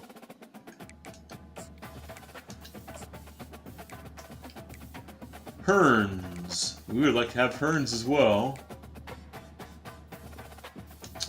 We don't know all his stuff yet, but we probably have a good enough idea to guess.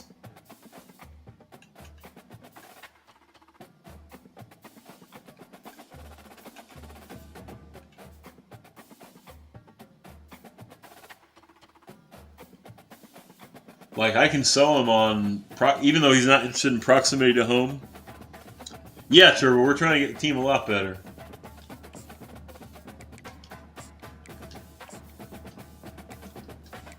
Purvis was a bust. He's probably going to... Where is that? Arkansas? You can have him. Ty Duke. He's not really anywhere near his decision yet. We'll contact friends and family, see what we can learn.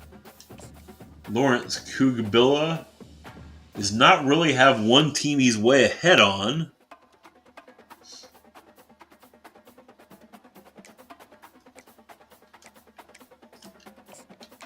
So let's send the house. And Jesus Acho. Same. Now, here's the cool part. Transfer portal. Basically like a second set of recruiting, right?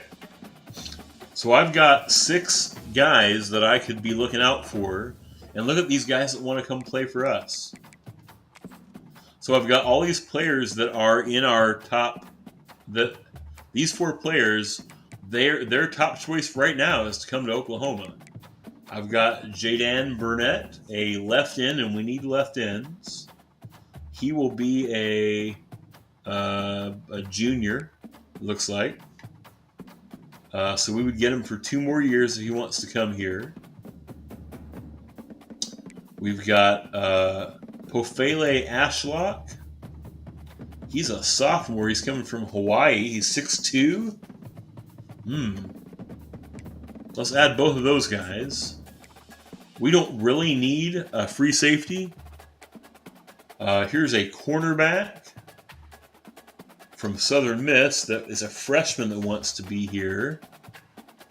Here's a 4-star middle linebacker, and we need middle linebackers. Dylan Hazen would be a junior. He's from Texas. Let's check him out. Malik Hornsby.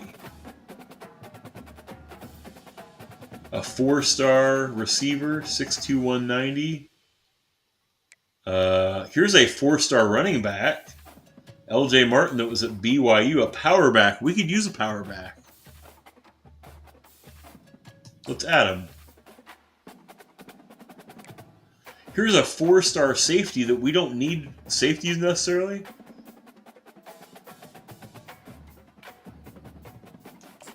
We'll try and get him though. And then what else do we need? Let's take another look at our needs.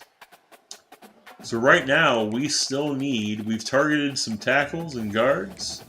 We could use another guard.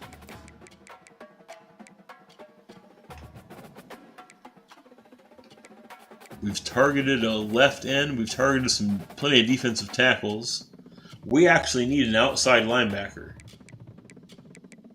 So let's see if we can find an outside linebacker in the transfer portal.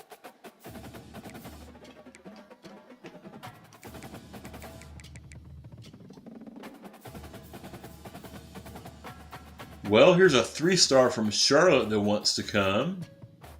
We're 4th on his list. Reed Williford.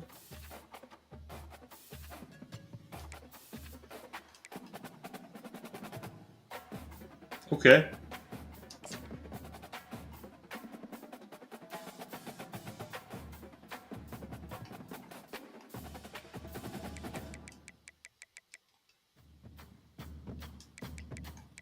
We don't really need a quarterback. Let's check out these guys too. And we got plenty of hours to do the checking out. So first of all, let's offer these guys scholarships.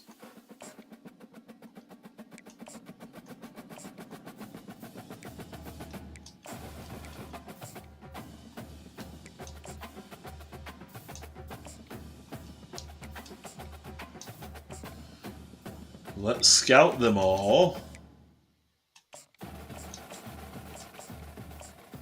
Okay. Ashlock. Hazen. Martin. Halsey. And Williford. Okay, what did we come up with? Our left end looks pretty solid. 85 finesse moves, 80 pursuit, 94 acceleration. Let's go. Speed is 85. That's pretty solid for a dude that's sitting 6'1", 246. Might be a little bit better, but he's got the quick jump ability. Ashlock, the receiver, 89 speed. Okay. It's not horrible. He's good on short routes. He's a route runner. He could kind of take on that role that Farouk roll, the little short out guy if we needed him to. That looks pretty solid. Dylan Hazen is a 4-star middle linebacker. LJ Martin has 89 speed at 225, 94 carrying, 88 trucking. A power back is something that we could use. That would fit nicely with Sawchuk in the backfield, wouldn't it? Uh-oh.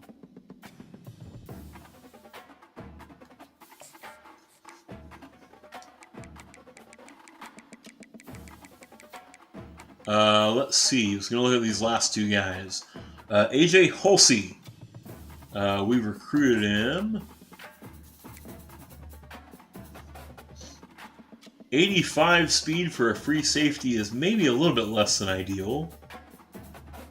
Hit power 82. Better in zone coverage than man coverage, which is good. That's what we play a lot of. Pursuit is 88. Looks almost like a strong safety to me. Logan's here. Let's go, man. Reed Williford is an outside linebacker. 88 in zone coverage. 88 speed. That's not bad for a linebacker. 89 acceleration. I think we've got some good guys here. Let's see if we can. Let's see. We got 330 hours. We've got 6 guys. Let's just send the house on all 6. See what we can learn.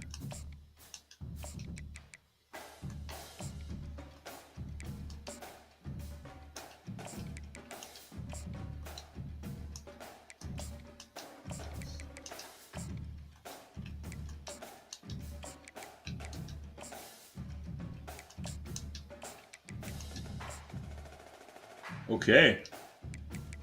30 more hours. We'll spend the other 25 here.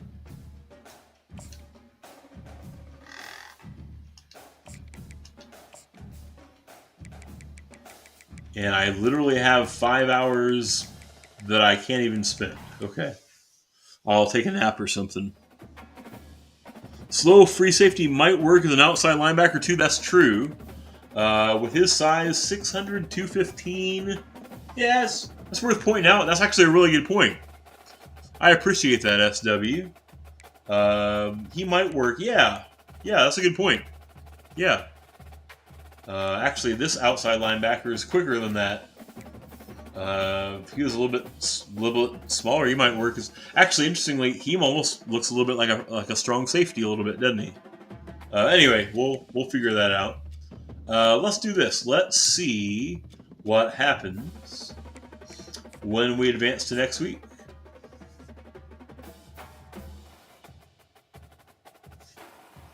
Well, nobody shut us out. That's good.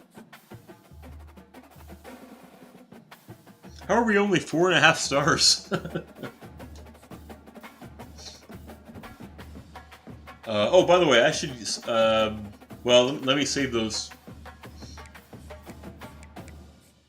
Okay. They want me to upgrade the coach skills. I guess I'll do it. I was going to... so I'm going to try and save to unlock this, is why I'm not going to do it yet. Okay. Let's see what's going on with recruiting. So nobody shut us out. That's good. Jason Samuel is very likely coming to us. That's great news. We'll just keep rocking and rolling. Fouts is we're in the lead for Fouts over that garbage school from Madison. Kearney we're in the lead for. We have jumped ahead of Utah for Miles Gillen, the strong safety. We're ahead for Dom Williams. We're ahead for Babcock. We're ahead for Kramer. Willett. Grimes. Hearns. We're ahead on Duke. We've moved up ahead of some of the other schools. Kugabilla, we're on top. Acho or Acco. We are kind of third for this transferring end. Second for Ashlock. Third for Hazen. Second for Martin. third. And then Williford, we are in the lead for. That's interesting. Let's dig into these guys and see what we can learn. So we know one of his interests is coach prestige. We've got that covered. I guess we just got to keep sending the house. We could have him in for a visit. We could talk about coach prestige. Okay. I keep forgetting in for a visit is an option. Ashlock. We know that he's into prestige and conference prestige.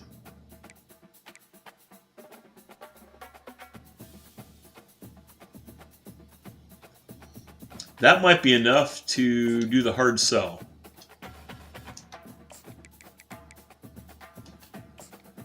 If we can find one that has both of those in it, and another one that he'd like to respond to, like proximity to home in Texas, or athletic facilities.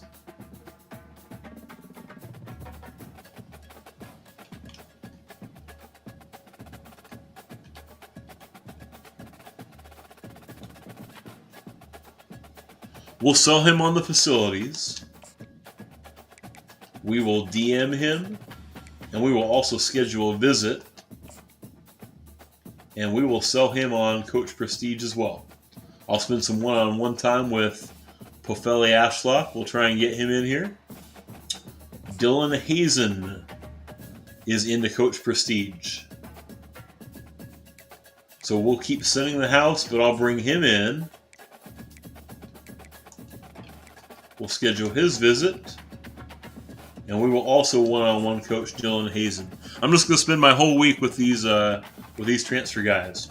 LJ Martin is interested in pro potential and program tradition. So that might be enough to guess enough to do the hard sell. If I can find one that hits both of those. Proximity to home. He's from El Paso. I wouldn't say that's super close to Norman, Oklahoma. We also play championship contender, even though that's not one of his things. You know.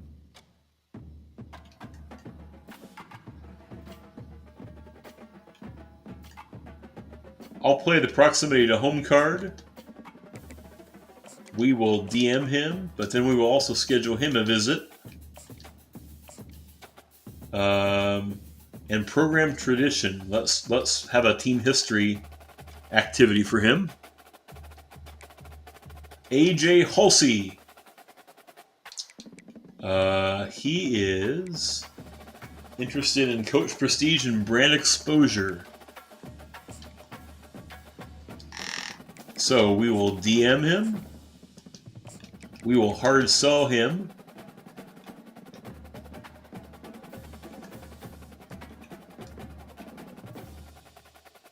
Championship contenders an A-. We just won the freaking title. Is that crazy? On the to the house sell, and we will schedule a visit with him for this week, where we will sell him on brand exposure.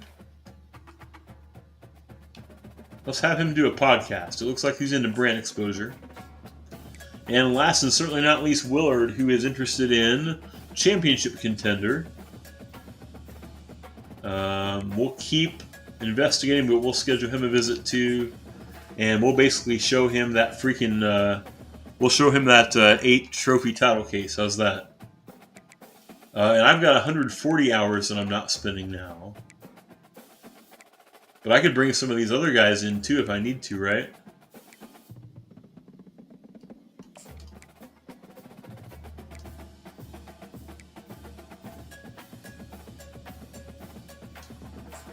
Like, I really want Jason Samuel. Let's sell him on... Let's also have him on the podcast also.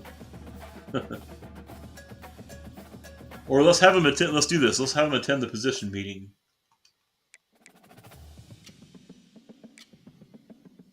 I really want this Miles Gillen. We just took him. We just put ahead of Utah for him. So on top of his stuff, we'll bring him in also. He's interested in Coach Prestige. Heck, I'll meet with him too.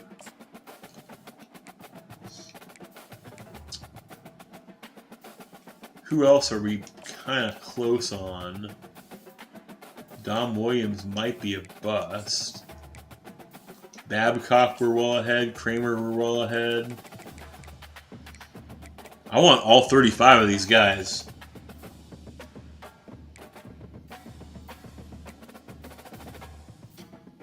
Well, there's no need to waste these hours, right?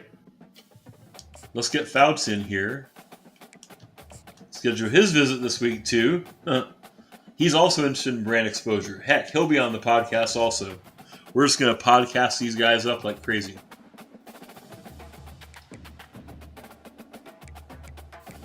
And I guess I got 20 hours to waste. Anybody in the transfer portal that still is really...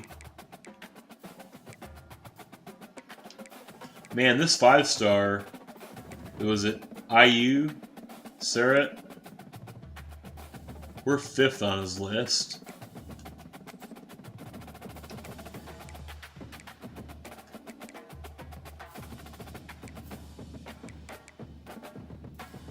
Here's a running back, that Martin. Oh, we've got him dealt with.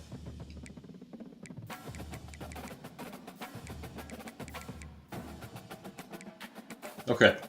Let's see what happens. Let's just see what happens, boys. Let's just see what freaking happens. Hey, we got Miles Gillen. Okay. And Babcock. We got the kicker. We got Grimes. Halsey. Okay. Pofele, I really wanted Pofele. He's going to go to SMU. Maybe we make a run at that 5-star receiver now if he's still in there.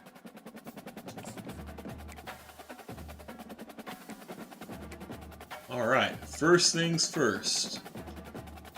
Let's get our commits up to the top of this list. Just to kind of get them.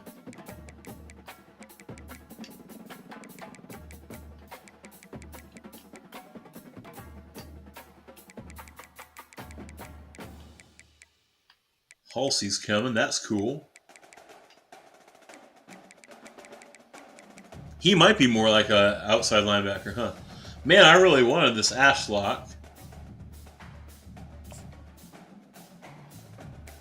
Okay.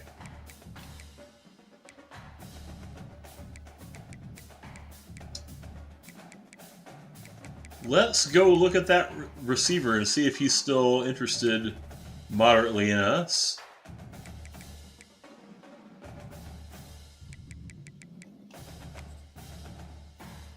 He's not. He's gone. He's gone.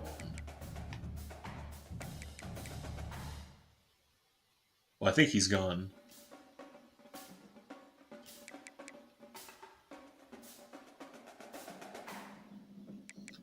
We got Halsey.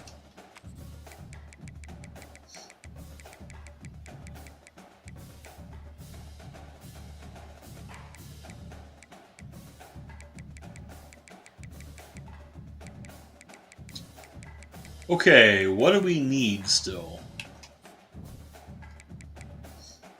We've targeted 3 quarterbacks. We need 2. We've targeted 2 receivers. We need a 3rd.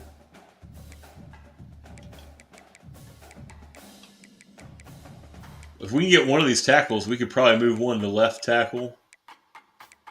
We need some left guards. Do we need to look at a guard?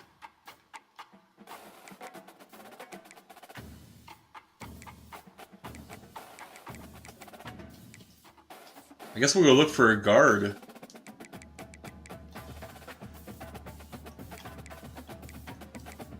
Here's one from Washington that we're 7th for.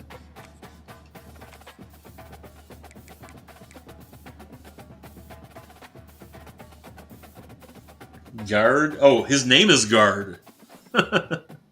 His name is Guard Memolar. Well, like that's the perfect position for a guy named Guard, right? Is Guard? I guess we'll add him. Oh, love it.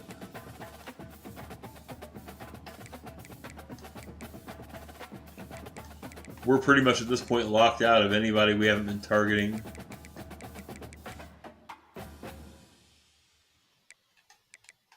Hopefully we're going to get Burnett.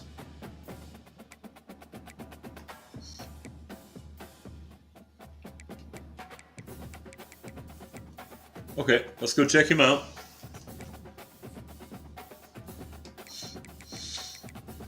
First things first, we'll offer him that scholarship.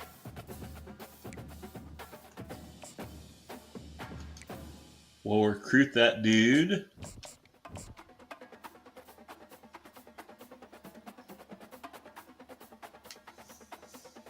$84 blocking, 83 pass block, 72 run block. Okay. Well, we've got a ton of hours. Let's send the house. We'll also DM him as we can afford it. Okay, where are we at? Samuel is looking pretty likely to come to us.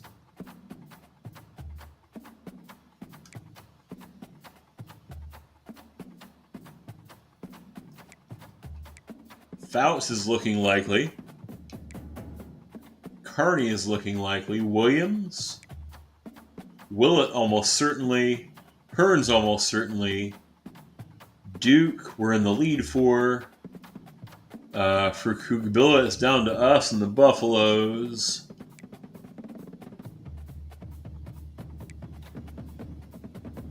Burnett, it's neck and neck, it looks like.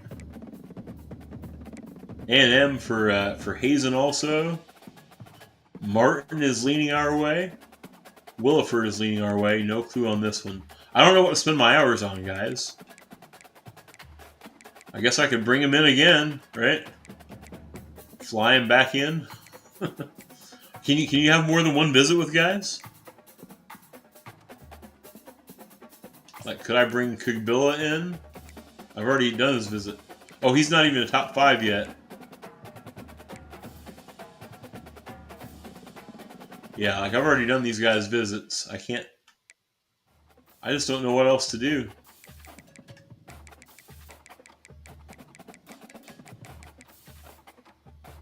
So I guess we just go.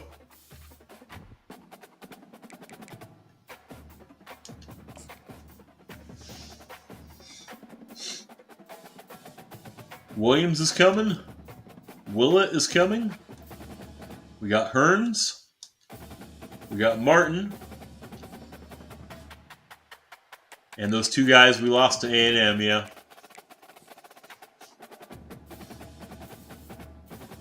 Yeah, that's true, Esto. You're right. Yeah. Hours to burn, thumbs to twiddle, and things like that. No doubt. Well, this is the final week of the recruiting. Let's take a look at what's there. We can take our commits up the list.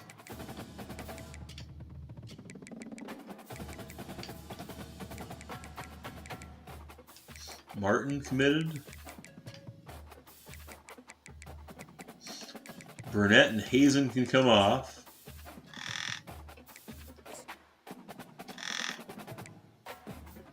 Miller we're ahead for.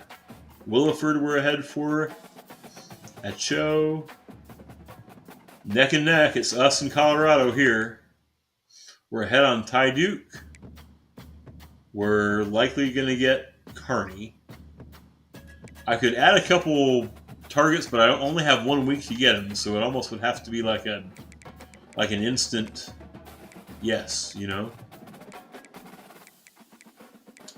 Like, maybe we should add this 3-star Cortland Rousaw right in an area of need. There's a receiver that we're 4th for, that Wesley, Felipe Wesley. We could use a receiver. We're 4th on them. Let's grab those 2 guys.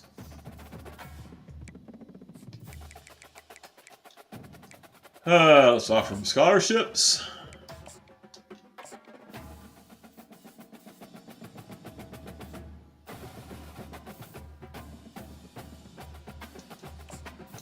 Let's scout them.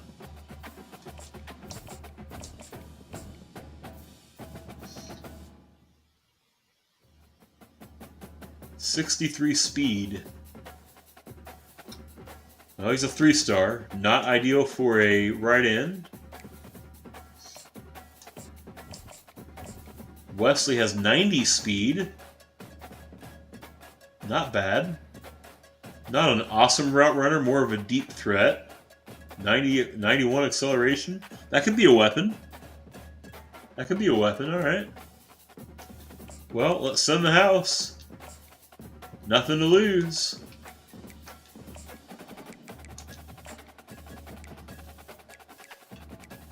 Not a single thing to lose.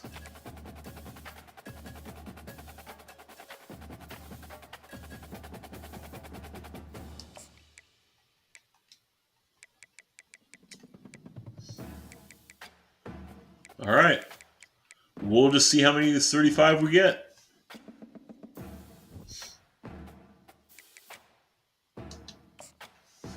Fingers crossed. I want basically all of them.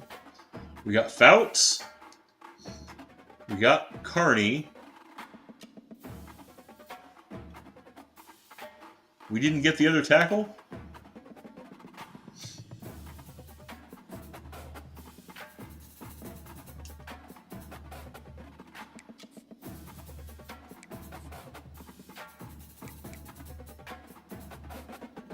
Duke ended up going to Nebraska. Kigabilla to Colorado. Wesley ended up going to Texas. Rousaw to Texas. Williford went to Arkansas. I thought we were going to get him.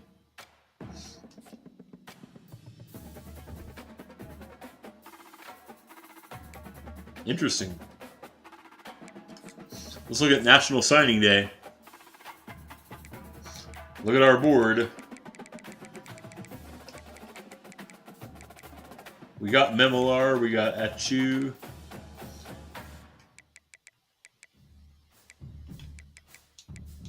Okay, we got both those tackles. Okay. So Duke, Kugabilla, Williford, Wesley, and Rousaw. Well, we got 30 guys to come. That is pretty cool.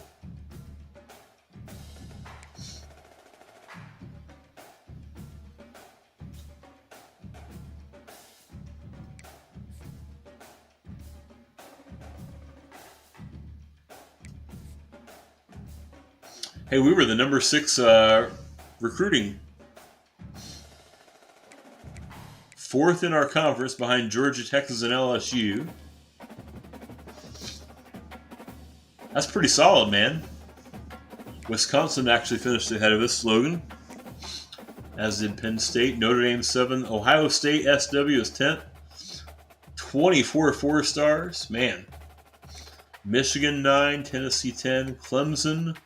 Oregon, Miami, USC, Mississippi, South Carolina, A&M, Auburn, Washington, Kentucky. All right. All right. That's pretty solid. We'll take it.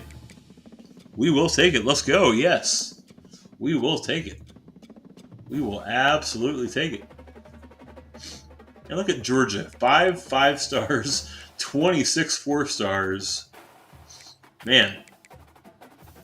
We got a lot of 3-stars in there. Some of those 3-stars were actually probably more like 4-stars.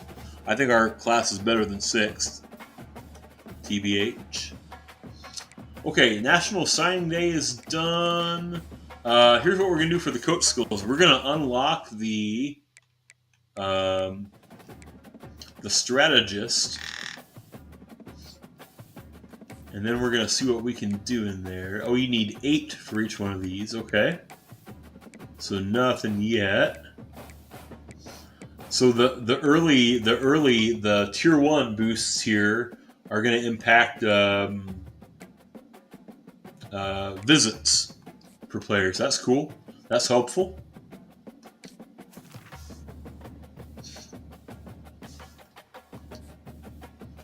Man, we didn't quite get a top 5 recruiting class. That's a bummer. That would have helped us grow our recruiter into elite recruiter. Let's look at...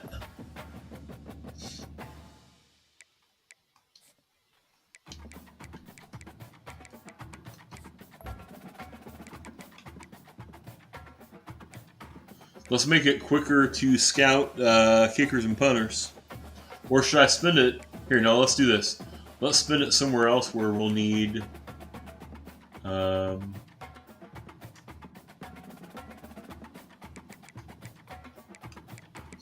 let's spend it right here. Let's increase our weekly recruiting hours for the D-line. There we go. I like that one. I like that one a lot. Okay, let's see. Let's look at position changes. Okay, this is a big one. So we're going to look at the roster as it exists. So, quarterback, we've got Arnold in there. He's a junior now. Wakefield, Zerberg. We brought in Rico Vios, the freshman. Okay.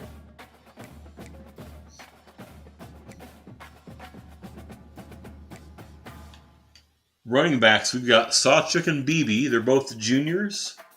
LJ Martin is that transfer back. Big feller at 225. He definitely needs to be part of the mix this year. We still need to make some carries for Tatum, surely. So we've got a crowded backfield. We really do. Megwa is a senior. Hits. Grimes honestly needs to redshirt. We'll probably do that for him.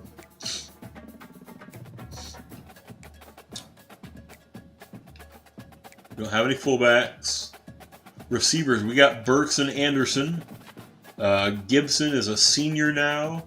We've got this freshman we brought in, the Odomeo. Triggs, welcome in, my friend. Did you miss anything? No, nothing important. Just Oklahoma winning a national title. I'm glad you're here, brother. Good to be here with you, my friend. So we are looking at position changes and getting ready to set up next season. Yeah.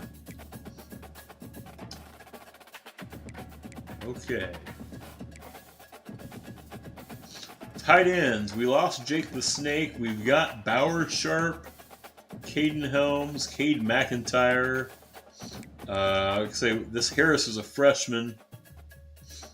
Yeah. A lot of our freshmen might redshirt.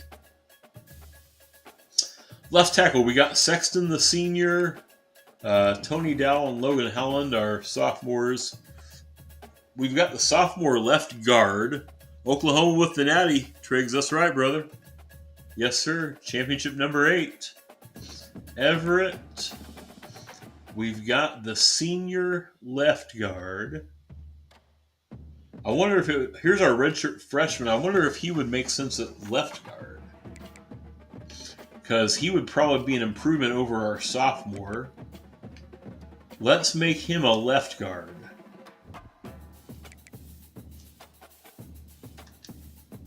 Yeah, let's make him left guard. Yeah, I like that. I like that better. 6'3", 334. Man, he's a big boy. Yeah, I like that better. I like that better. Taylor in there. Samuel and Fouts, the 2 freshmen we brought in. Man, those are big boys. 6'6", 301, 6'7", 312. Man. Oh, and he's got the play action shield too. That's cool that you can now see some of their abilities too. I like the idea of these guys being our tackles someday. And I like the idea of my 6'7", 312 guy being left tackle. So maybe we'll make him left tackle. Because he's already better than Dowell. Yeah, I like that idea. So Fouts will go to left tackle.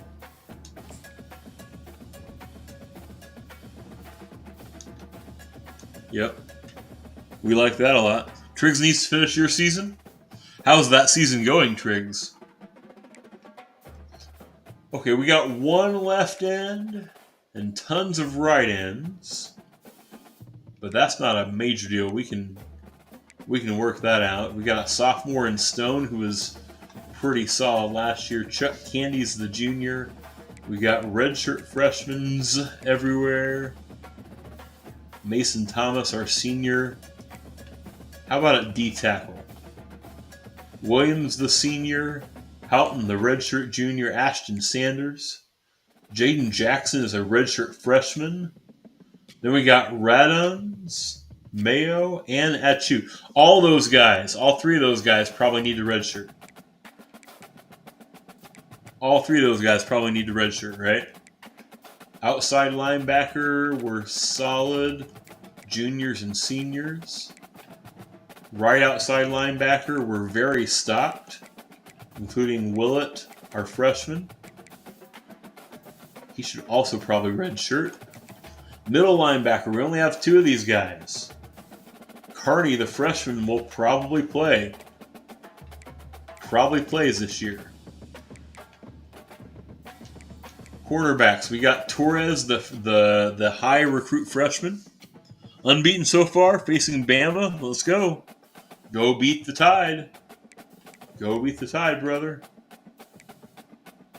Chosen would be like 7th on our depth chart. He might... We should probably redshirt him. And probably junior too. So we'll redshirt. Torres will play. He's a 5-star. He'll play. He'll kind of be our corner dude. Man, 93 speed is nuts. For a freshman. Yeah, he needs to play. Free safety, we've got a couple seniors there. Hearns. We're gonna redshirt a lot of our freshmen. Bowen, the junior. Powers is a sophomore. Gillen. Let's see how he develops. Maybe he's a redshirt guy too. You know.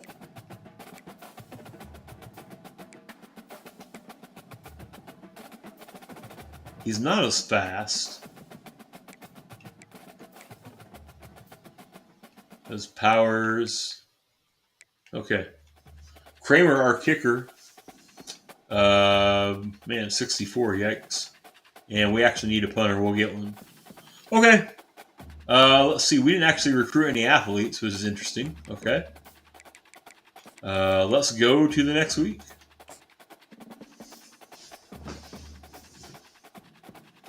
You rather it'll auto redshirt anybody who plays 4 games or fewer. I dig that. I dig that a lot. That sounds great. Very useful.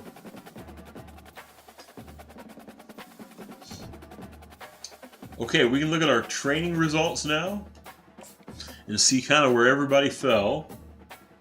Oh man, Arnold's up to an 88.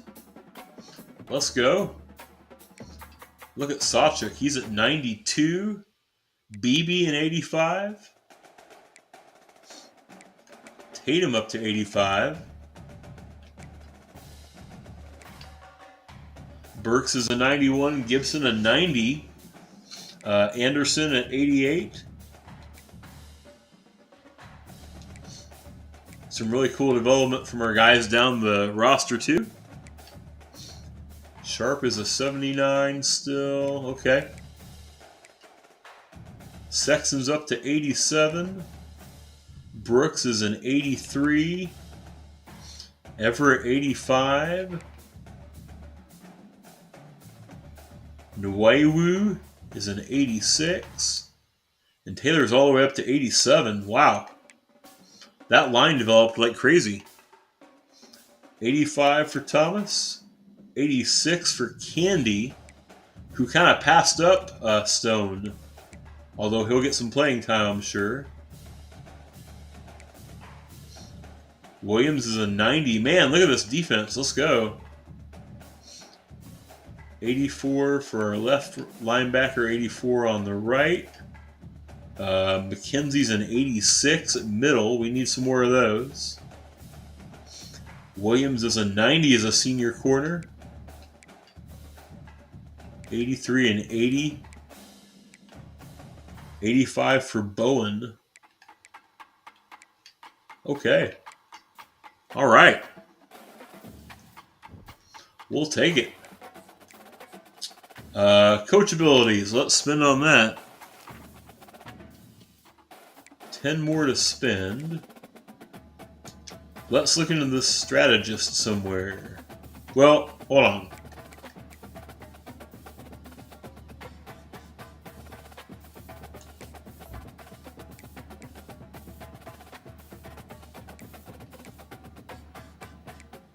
I want to get some better recovery. Well,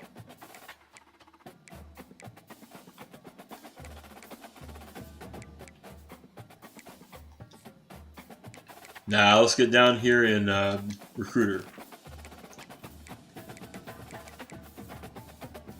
Let's increase offensive line hours.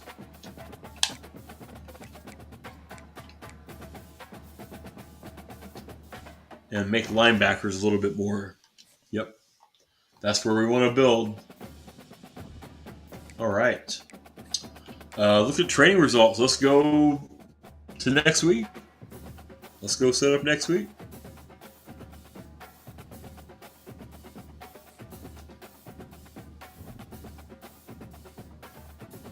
Okay, we'll look at encouraging players that may want to transfer. I don't think we need to mess with conferences. I wonder if it will suggest guys to us. Because we need to lose 9 guys here, don't we? Okay. Like, here's a good example. Here's a 61 overall center. We'll encourage... Oh, hang on. Like Anderson, for example. Let's see.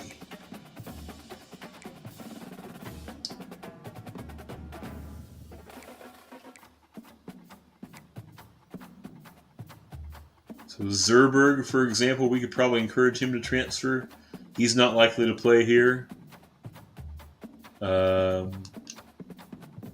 encourage him.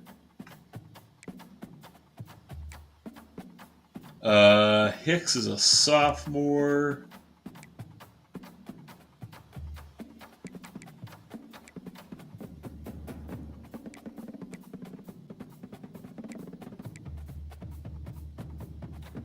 Probably not going to get Hicks on the field is my guess with those guys in front of him and these freshmen that I hope can catch him from behind.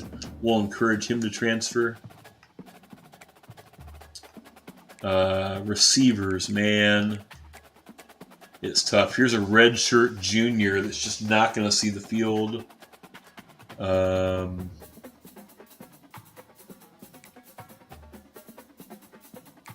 Kearney might. Kearney played some last year. Kick returner, we need him. Fierro, probably not going to hit the field. Tight ends, man. That 63 overall tight end, yeah, man. Sorry, it's just not going to happen. I feel like those tackles guards we need to hang on to.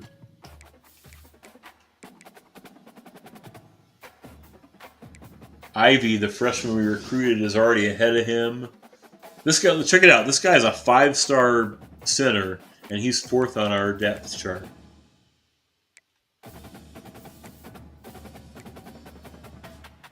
Yeah, Sosa probably not hitting the field.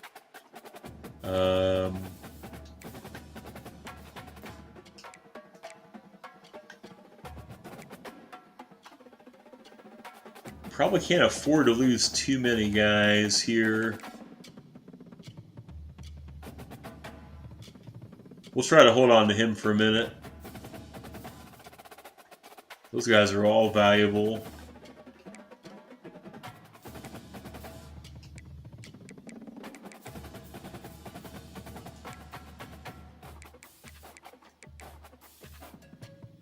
Jacoby Johnson, probably not. There's 6 guys ahead of him.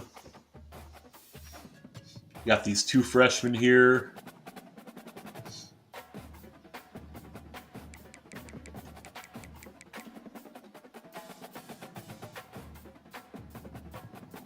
Yeah.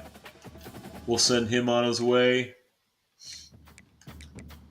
Probably don't need Eric McCarty.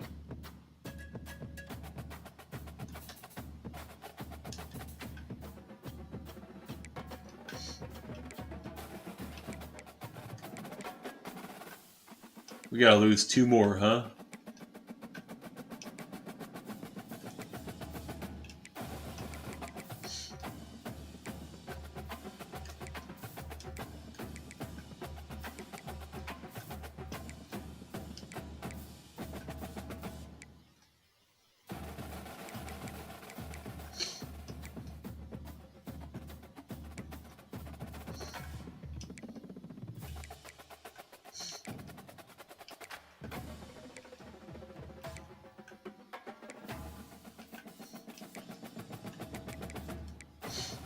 Well, maybe Jackson then.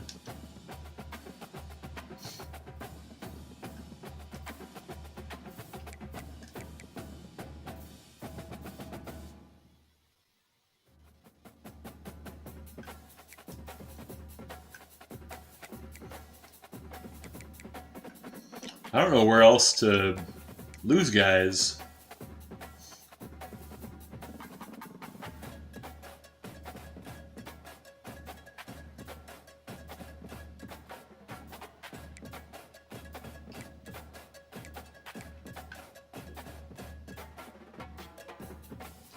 Thank you, Wisebot. You're doing the Lord's work. Man, this hurts.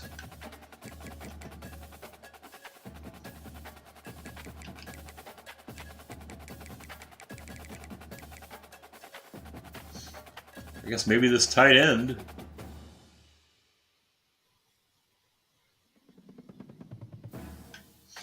Let's go look at tight ends real quick. We don't need 6 tight ends. There's 3 guys ahead of this guy. He's the slowest of those bunch. This Harris hopefully will develop into more of a blocking tight end. Pope. I don't have high hopes for Pope.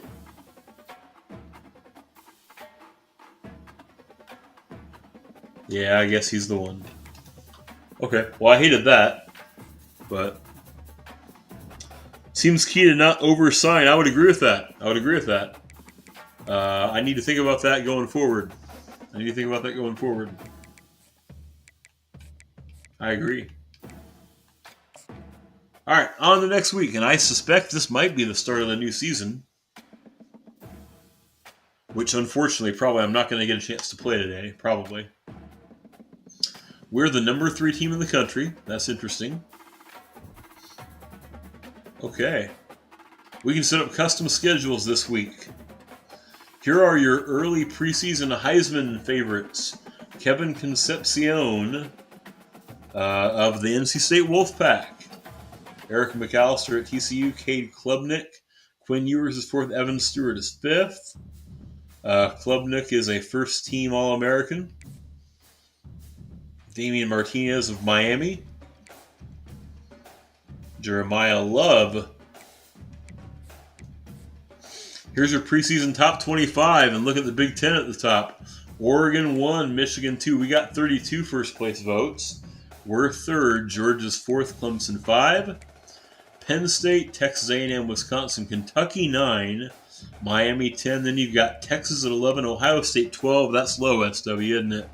Notre Dame 13. Purdue is 14 with a new coach. 15 for Auburn. 16 is USC. 17 North Carolina. Arkansas all the way up at 18. 19 is Boston College. 20 is Alabama. Texas Tech, Iowa State, Syracuse. For dipping, yeah. Oregon State and Baylor round out the top 25. Very interesting. Very interesting. Any preseason All-Americans?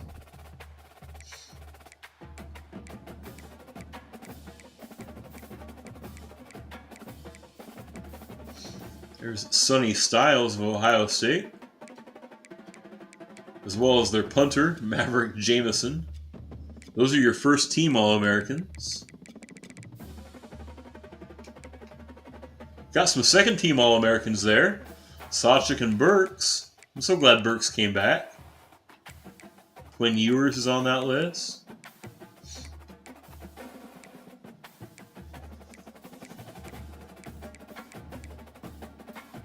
Got right-in Jackson and a couple of quarterbacks from the Buckeyes on there for you. Okay. We'll take a couple second-team All-Americans.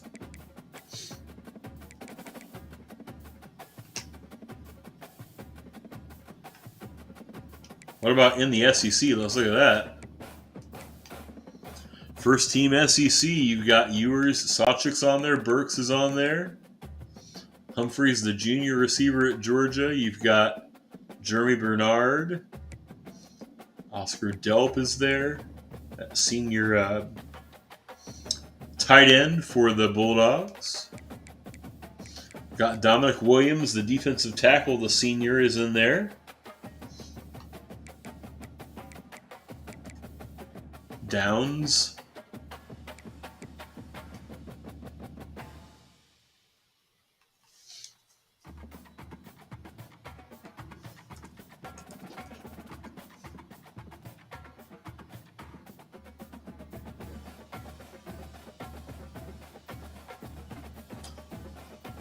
Look at that. SW, are you in here? Caleb Downs transferred back to Alabama.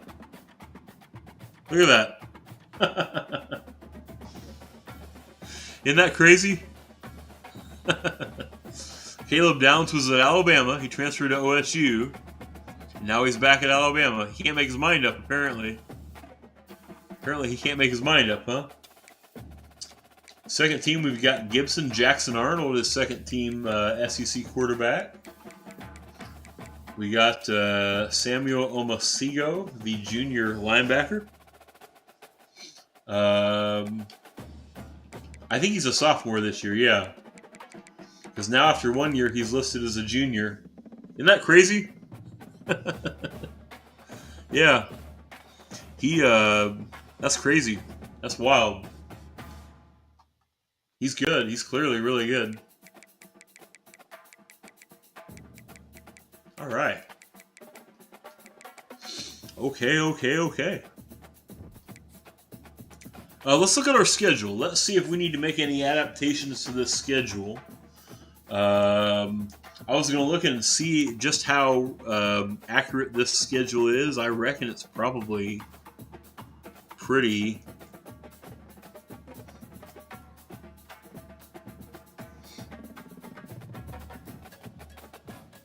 So I'm pulling up the actual 2025 schedule.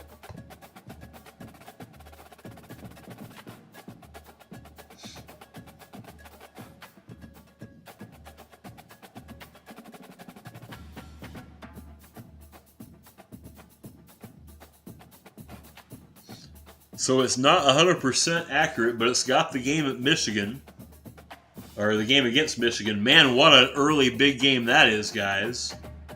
What an early big game that is, huh? That's going to be nuts. Early in the season, Michigan coming to Norman to take on the Sooners. If that's not the national game of the week, I don't know what would be.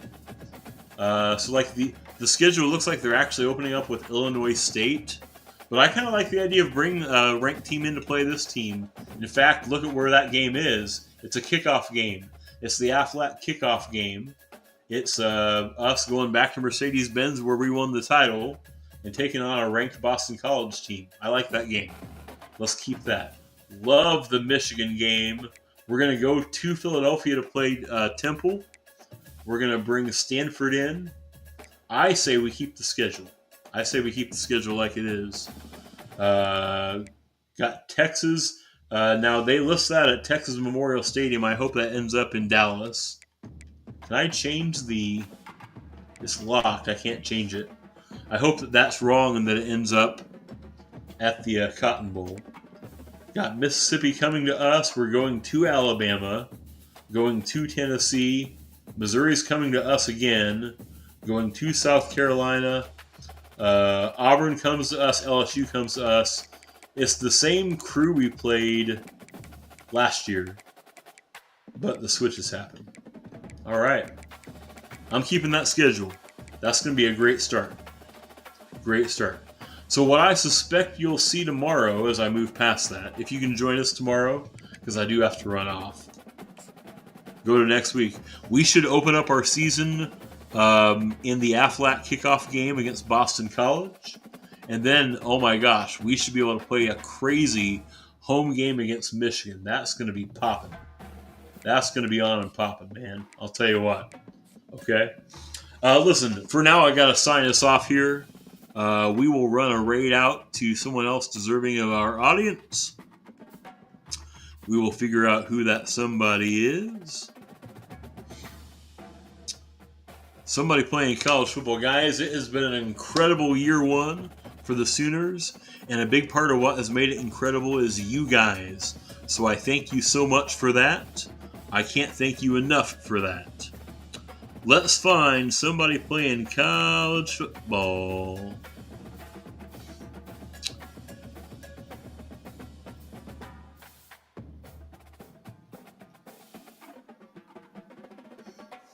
Who are we going to raid off to?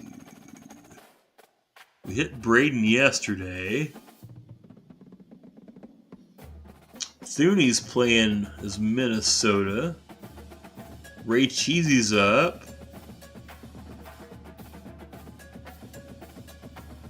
Let's go out to Thuney. Let's go raid Thuney. Thuney's playing a Minnesota Dynasty. It'll give us something to root against. No, we like Thuney. Thuney's the dude. We're going to start our raid up here, guys. Thuney is look like he's in the middle of recruiting for himself. Guys, I hope you all have a great rest of your Wednesday. Boomer Sooner, thank you guys so much for all the love, kindness, and support. SW, thank you so much for the sub. I appreciate you, my brother. Hope you have a great, safe Wednesday. Guys, same bat time, same bat channel tomorrow. We're going to start Season 2 of the Oklahoma Dynasty. Love this community. Love you guys. Have a great, safe Wednesday. Peace.